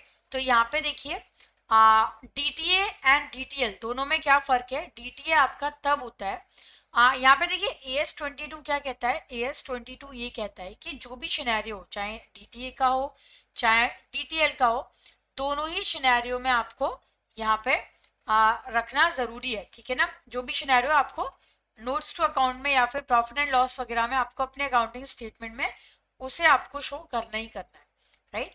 तो यहाँ पे डीटीए और डीटीएल में देखिए क्या है, डीटीए आपका ये कहता है यहाँ पे कि अगर आपकी अकाउंटिंग इनकम ज्यादा है, मतलब आपने ऑलरेडी एडवांस में टैक्स दिया है, टैक्स उतना है ही नहीं, और यहाँ पे क्या है अकाउंटिंग इनकम कम है टैक्सेबल इनकम ज्यादा है, तो ये डीटीएल है। तो यहाँ पे आपका option number B is the correct one. DTL तब होता है जब आपकी टैक्सेबल इनकम ज्यादा होती है। तो यहाँ पे देखिए सारे के सारे अकाउंटिंग स्टैंडर्ड यहाँ पे मैंने लिखे हुए हैं, आप लोग देख सकते हैं, ठीक है, पूरा कंप्लीट अकाउंटिंग स्टैंडर्ड है यहाँ पे, राइट, और काफी ज्यादा इंपॉर्टेंट भी है, ठीक है। तो यहाँ पे देखिए AS5 टोटल हमें 9 अकाउंटिंग स्टैंडर्ड यहाँ पे कवर करने हैं, मतलब यहाँ पे आपको सारे अकाउंटिंग स्टैंडर्ड कवर नहीं करने, केवल आपको यहाँ पे कवर करने हैं 9 अकाउंटिंग स्टैंडर्ड। अभी तक ABM के एग्जाम में बहुत ज्यादा क्वेश्चन अकाउंटिंग स्टैंडर्ड से नहीं आए, ठीक है, बट मे बी फ्यूचर में शायद आ सकते हैं, ठीक है ना। फ्यूचर में जो है यहाँ से आपको क्वेश्चन काफी देखने को मिल सकते हैं, राइट। तो यहाँ पे देखिए पहला क्वेश्चन है यहाँ पे जो आप देख चुके हैं डीटीए एंड डीटीएल का। इसके बाद देखिए यहाँ पे ये है आपका AS5, राइट, AS9, AS15, ये मैंने पेड क्लास में काफी डिटेलिंग में भी कराए हुए हैं, राइट। AS5 आपका किस बारे में है, AS5 अकाउंटिंग स्टैंडर्ड जो है वो ये कहता है कि जो भी आपके प्रायर पीरियड आइटम है जिन्हें आप डिस्क्लोज नहीं कर पाए हैं, उन्हें आप इस साल के प्रॉफिट एंड लॉस अकाउंट के नोट्स टू अकाउंट में शो कर सकते हैं in the balance sheet. Prior period item मतलब जो भी आपके एक्स्ट्राऑर्डिनरी या ऑर्डिनरी एक्टिविटीज से जो जनरेट हुए हैं, ठीक है, और जिन्हें आप भूल गए एक्चुअली इंक्लूड करना, तो you can include in the current year notes to account. AS9 क्या कहता है आपका, यहाँ पे AS9 कहता है कि केवल 3 कैटेगरी के जो रेवेन्यू है वो that will be recognised as a revenue and that only can be show in your profit and loss account. कौन कौन से, normally sales of the good वाले, ठीक है, देन रेंडरिंग ऑफ सर्विसेज वाले, ठीक है, rendering of services, and then third one है आपका जो आपको डिविडेंड से मिलता है, जो आपको रॉयल्टी से मिलता है और जो आपको इंटरेस्ट से मिलता है। तो केवल ये 3 रेवेन्यू की कैटेगरी जो है that only you have to recognise, otherwise इसके अलावा बाकी के कोई भी रेवेन्यू नहीं होते, चाहे वो कंस्ट्रक्शन से हो, चाहे वो परचेज एग्रीमेंट्स हो, किसी से भी हो, that is not the revenue. इसके अलावा एएस 15 आपका क्या है यहाँ पे, ये कहता है कि जितने भी all the form of consideration, all the form of benefit you have to disclose in your profit and loss account. ठीक है, वो बेनिफिट आपके कुछ भी हो सकते हैं, कैश वाले भी और काइंड वाले भी, मतलब आपकी सैलरी वगैरह। इसके अलावा जो आपके एलटीसी वगैरह है या फर्नीचर है, कार है, that all are the kind benefit. Even आपके जितने भी लॉन्ग टर्म टर्मिनल बेनिफिट हैं, लॉन्ग टर्म बेनिफिट हैं, ठीक है, और शॉर्ट टर्म बेनिफिट हैं, सबैटिकल लीव वगैरह, सब कुछ आपको डिस्क्लोज करना है इन योर अकाउंटिंग स्टेटमेंट। ये कहता है एएस 15, केवल इन्वेंट्री कंपनसेशन को छोड़ के, अदरवाइज सारे। ठीक है, इसके बाद आता है आपका एएस 17। एएस 17 क्या कहता है कि आपका प्राइमरी सेगमेंट कौन सा होगा ये आपको डिसाइड करना है और उसको आपको रिपोर्ट करना है, राइट। प्राइमरी सेगमेंट दो में से एक हो सकते हैं, एक है यहाँ पे बिजनेस और दूसरा है आपका ज्योग्राफिकल। जैसे बैंक के केस में, इंश्योरेंस के केस में ज्यादातर business segment is the primary segment and you have to disclose that segment. इसके बाद आता है एएस 18। एएस 18 ये कहता है कि अगर कोई भी ट्रांजेक्शन होता है रिलेटेड पार्टी के बीच में एंड रिपोर्टिंग एंटिटी के बीच में, रिपोर्टिंग एंटिटी मतलब मेन कंपनी, होल्डिंग कंपनी, ठीक है, इनके बीच में, और रिलेटेड पार्टी क्या हो सकती है, मे बी बाय ब्लड, जैसे आपकी वाइफ ने, आपके बच्चों ने कहीं और इन्वेस्ट किया हो कहीं और वो, या फिर आपकी खुद की कंपनी के जो की मैनेजरल पर्सनल है, या आपने कहीं और एसोसिएट, ज्वाइंट वेंचर, सब कुछ आता है इसमें। तो अगर कोई भी ट्रांजेक्शन होता है between the related party and reporting entity, वो सारा आपका एएस 18 में डिस्क्लोज, एएस 18 के हिसाब से आपको डिस्क्लोज करना ही करना है। एएस 21 क्या कहता है यहाँ पे, एएस 21 ये कहता है यहाँ पे, राइट, कि जो आपका कंसोलिडेटेड फाइनेंशियल स्टेटमेंट है सीएफएस, ठीक है, वहां पर आपको जो भी इन्वेस्टमेंट आपने अपनी सब्सिडरी कंपनीज में किया है, you have to disclose in your consolidated financial statement, आपको वो डिस्क्लोज करना ही पड़ेगा। जबकि एएस 23 ये कहता है कि अगर आपने कोई भी इन्वेस्टमेंट किया है अपनी एसोसिएट कंपनी में, तो आप जब अपना कंसोलिडेटेड फाइनेंशियल स्टेटमेंट बनाएंगे तो वहां पर आपको डिस्क्लोज करना पड़ेगा कि हाउ मच, जो भी आपने पैसा इन्वेस्ट किया है इन योर एसोसिएट कंपनी, जहां पर आपके माइनॉरिटी में स्टेक है। ठीक है, इसके बाद देखिए क्या आता है इसमें, इसके बाद इसमें आता है, मैं पहले एएस 25 पहले बताऊंगी, फिर लास्ट में हम लोग ये देखेंगे। 25 कहता है कि जो भी इंटरिम फाइनेंशियल रिपोर्टिंग, इंटरिम मतलब क्वार्टरली, हाफ ईयरली, या फिर ठीक है 4 महीने की, इस तरीके से बीच वाली जो है आपकी, that is interim financial reporting, उसमें भी आपको वैसे ही डिस्क्लोज करना है जैसे आप नॉर्मेलिटी में बाकी में करते हैं, फुल ईयर फाइनेंशियल रिपोर्टिंग जैसे आप करते हैं इसमें भी करना है। ठीक है, तो ये आपका, और एएस 22 क्या कहता है, एएस 22 ये कहता है कि bank should account for taxes on income and disclose the amount in financial statement, कि भले ही वो डीटीए हो या फिर वो डीटीएल हो, you have to disclose that amount in the financial statement, वो आपको अपने फाइनेंशियल स्टेटमेंट में डिस्क्लोज करना ही पड़ेगा। ठीक है, ये आपका एएस 22 कहता है। चलिए अगला क्वेश्चन देखते हैं यहाँ पे एलओडीआर से। पहली चीज, एलओडीआर का फुल फॉर्म आपको याद होना चाहिए, listing obligation and disclosure requirement regulation 2015। देखो ये एक्चुअली कब आए पिक्चर में, एलओडीआर रेगुलेशन पहले क्या था, पहले कंपनी सेबी के साथ में नेगोशिएट करती थी, ठीक है, कि अगर उन्हें लिस्टेड होना है तो जो भी टर्म पे वो रेडी है उस टर्म पे वो, तो normally there is a option of negotiation. But जब आपका ये आया एलओडीआर रेगुलेशन, उसके बाद क्या हुआ, जो कंपनीज है अगर उन्हें लिस्टेड होना भी है तो वो अलाउड नहीं है उन्हें, ठीक है ना, नेगोशिएशन। जो भी एलओडीआर रेगुलेशन है they have to follow, they have to abide by all the regulation which is mentioned in the LODR 2015. ठीक है। बट आपकी बुक में बहुत सारे रेगुलेशन नहीं पढ़ने हैं, यहाँ पर आपको 29, 30, 46 एंड 47 मेनली तो ये चारों ही पढ़ने हैं, और थोड़े बहुत हैं जिनके बारे में केवल हल्का फुल्का दिया हुआ है, बहुत डिटेलिंग में नहीं है, ठीक है। तो यहाँ पे क्या कहा है क्वेश्चन में कि विच of the following statement is true regarding the regulation 30 of the SEBI, ठीक है। रेगुलेशन 30 किस बारे में, it only require disclosure of event considered material by the listed entity, all the event specified in schedule 3rd of the listing regulation must be disclosed without applying any test of materiality. Regulation 30 primarily focus on uniformity in the disclosure made by the listed entity but does not emphasize timely disclosure. Part A of the schedule 3rd contain event that should be disclosed only if considered material by the list entity, ठीक है। तो ये तो बिल्कुल ही गलत हो गया। अगला देखते हैं यहाँ पे ऑप्शन ए क्या है, regulation 30 only require disclosure of, only लिखा हुआ है, नहीं ऐसा नहीं है, ये भी गलत है। All the event specified in schedule 3rd of the listing regulation must be disclose without applying any test of materiality.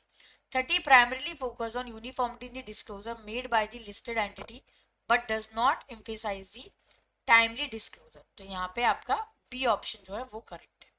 तो यहाँ पे देखिए ये रेगुलेशन है चारों, रेगुलेशन 29 ये आपको बताता है कि जब भी बोर्ड ऑफ डायरेक्टर की कोई मीटिंग होगी related to the buyback of security, related to the appointment या किसी भी चीज से रिलेटेड, तो कम से कम 2 दिन पहले सेबी को एडवांस में बताना है, ठीक है। और अगर मीटिंग जो है वो अगर आपकी होगी फाइनेंशियल रिजल्ट को लेके, ठीक है, तो वो भी आपको सेबी को बताना है, बट वो आपको 5 दिन पहले बताना है।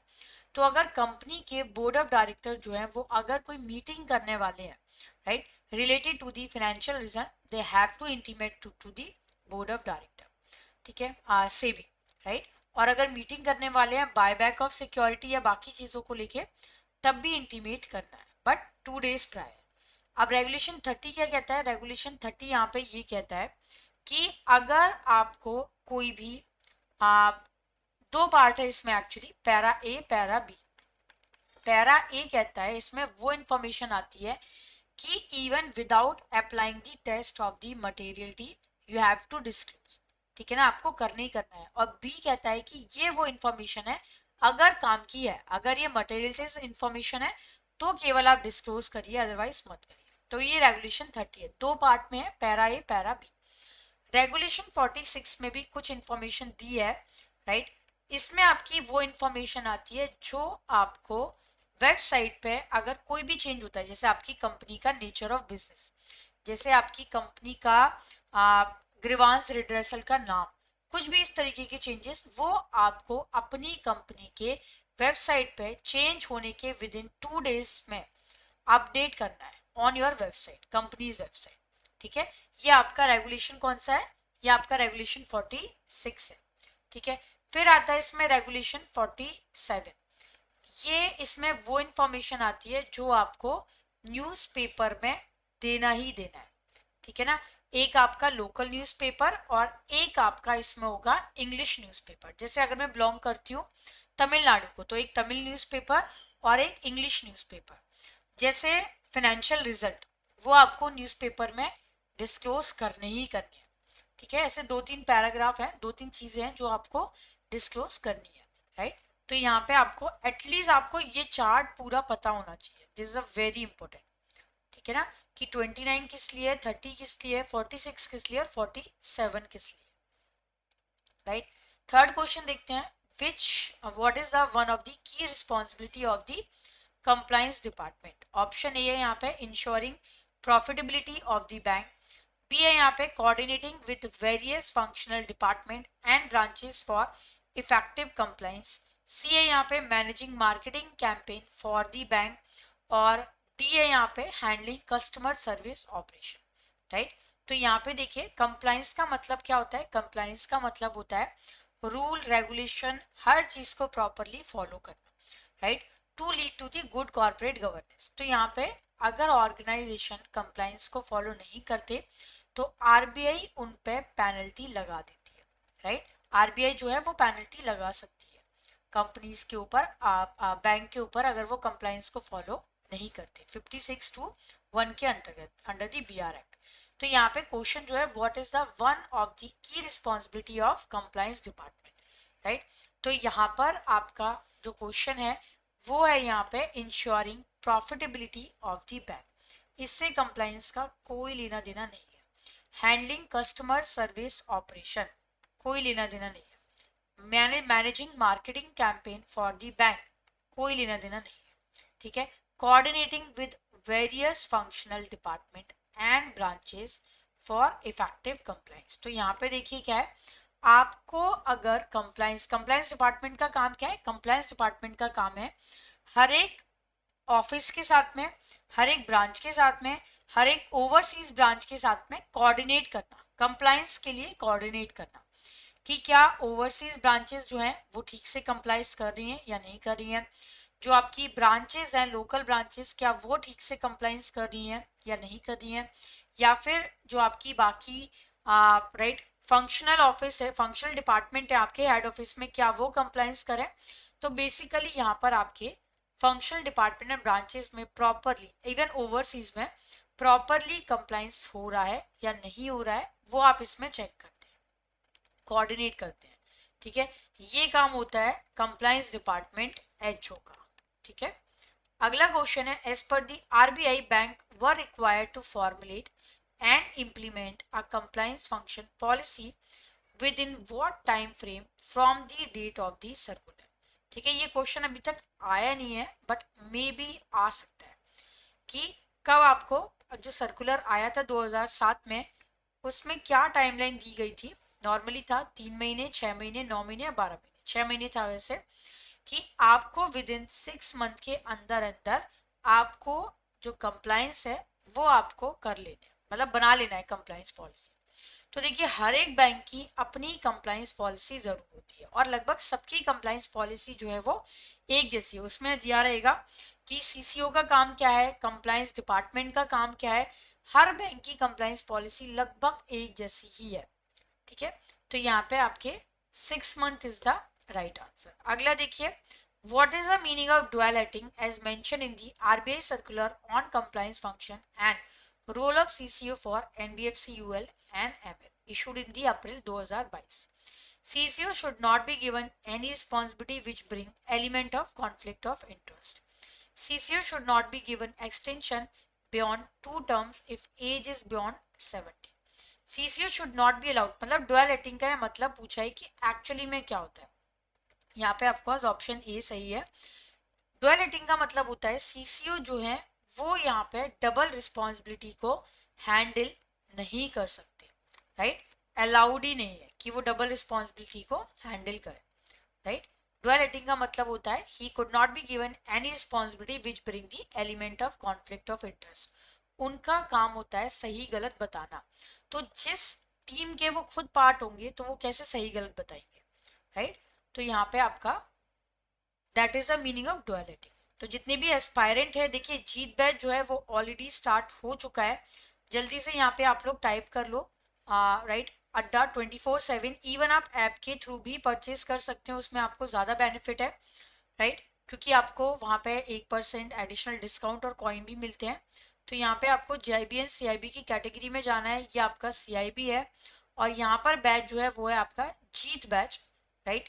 तो जीत बैच में आपको बाय नाउ पर जाना है और यहाँ पर आपको कोड लगाना है Y666, अप्लाई कर देना है एंड द प्राइस इज 78% का यहाँ पे डिस्काउंट आपको मिलेगा और Y666 ये कोड आप लगा सकते हैं फॉर मैक्सिमम डिस्काउंट। तो ये आपका जीत बैच है। इसके अलावा this is your victory batch, English medium में विक्ट्री है। और अगर आप चाहते हैं महापैक परचेज करना तो यहाँ पर आपको बाय नाउ पर जाना चाहिए, Y666 कोड लगाना चाहिए, अप्लाई, और यहाँ पर आपको अगर आप अड्डा ऐप यूज करते हैं तो 78% का यहाँ पे आपको डिस्काउंट मिलता है।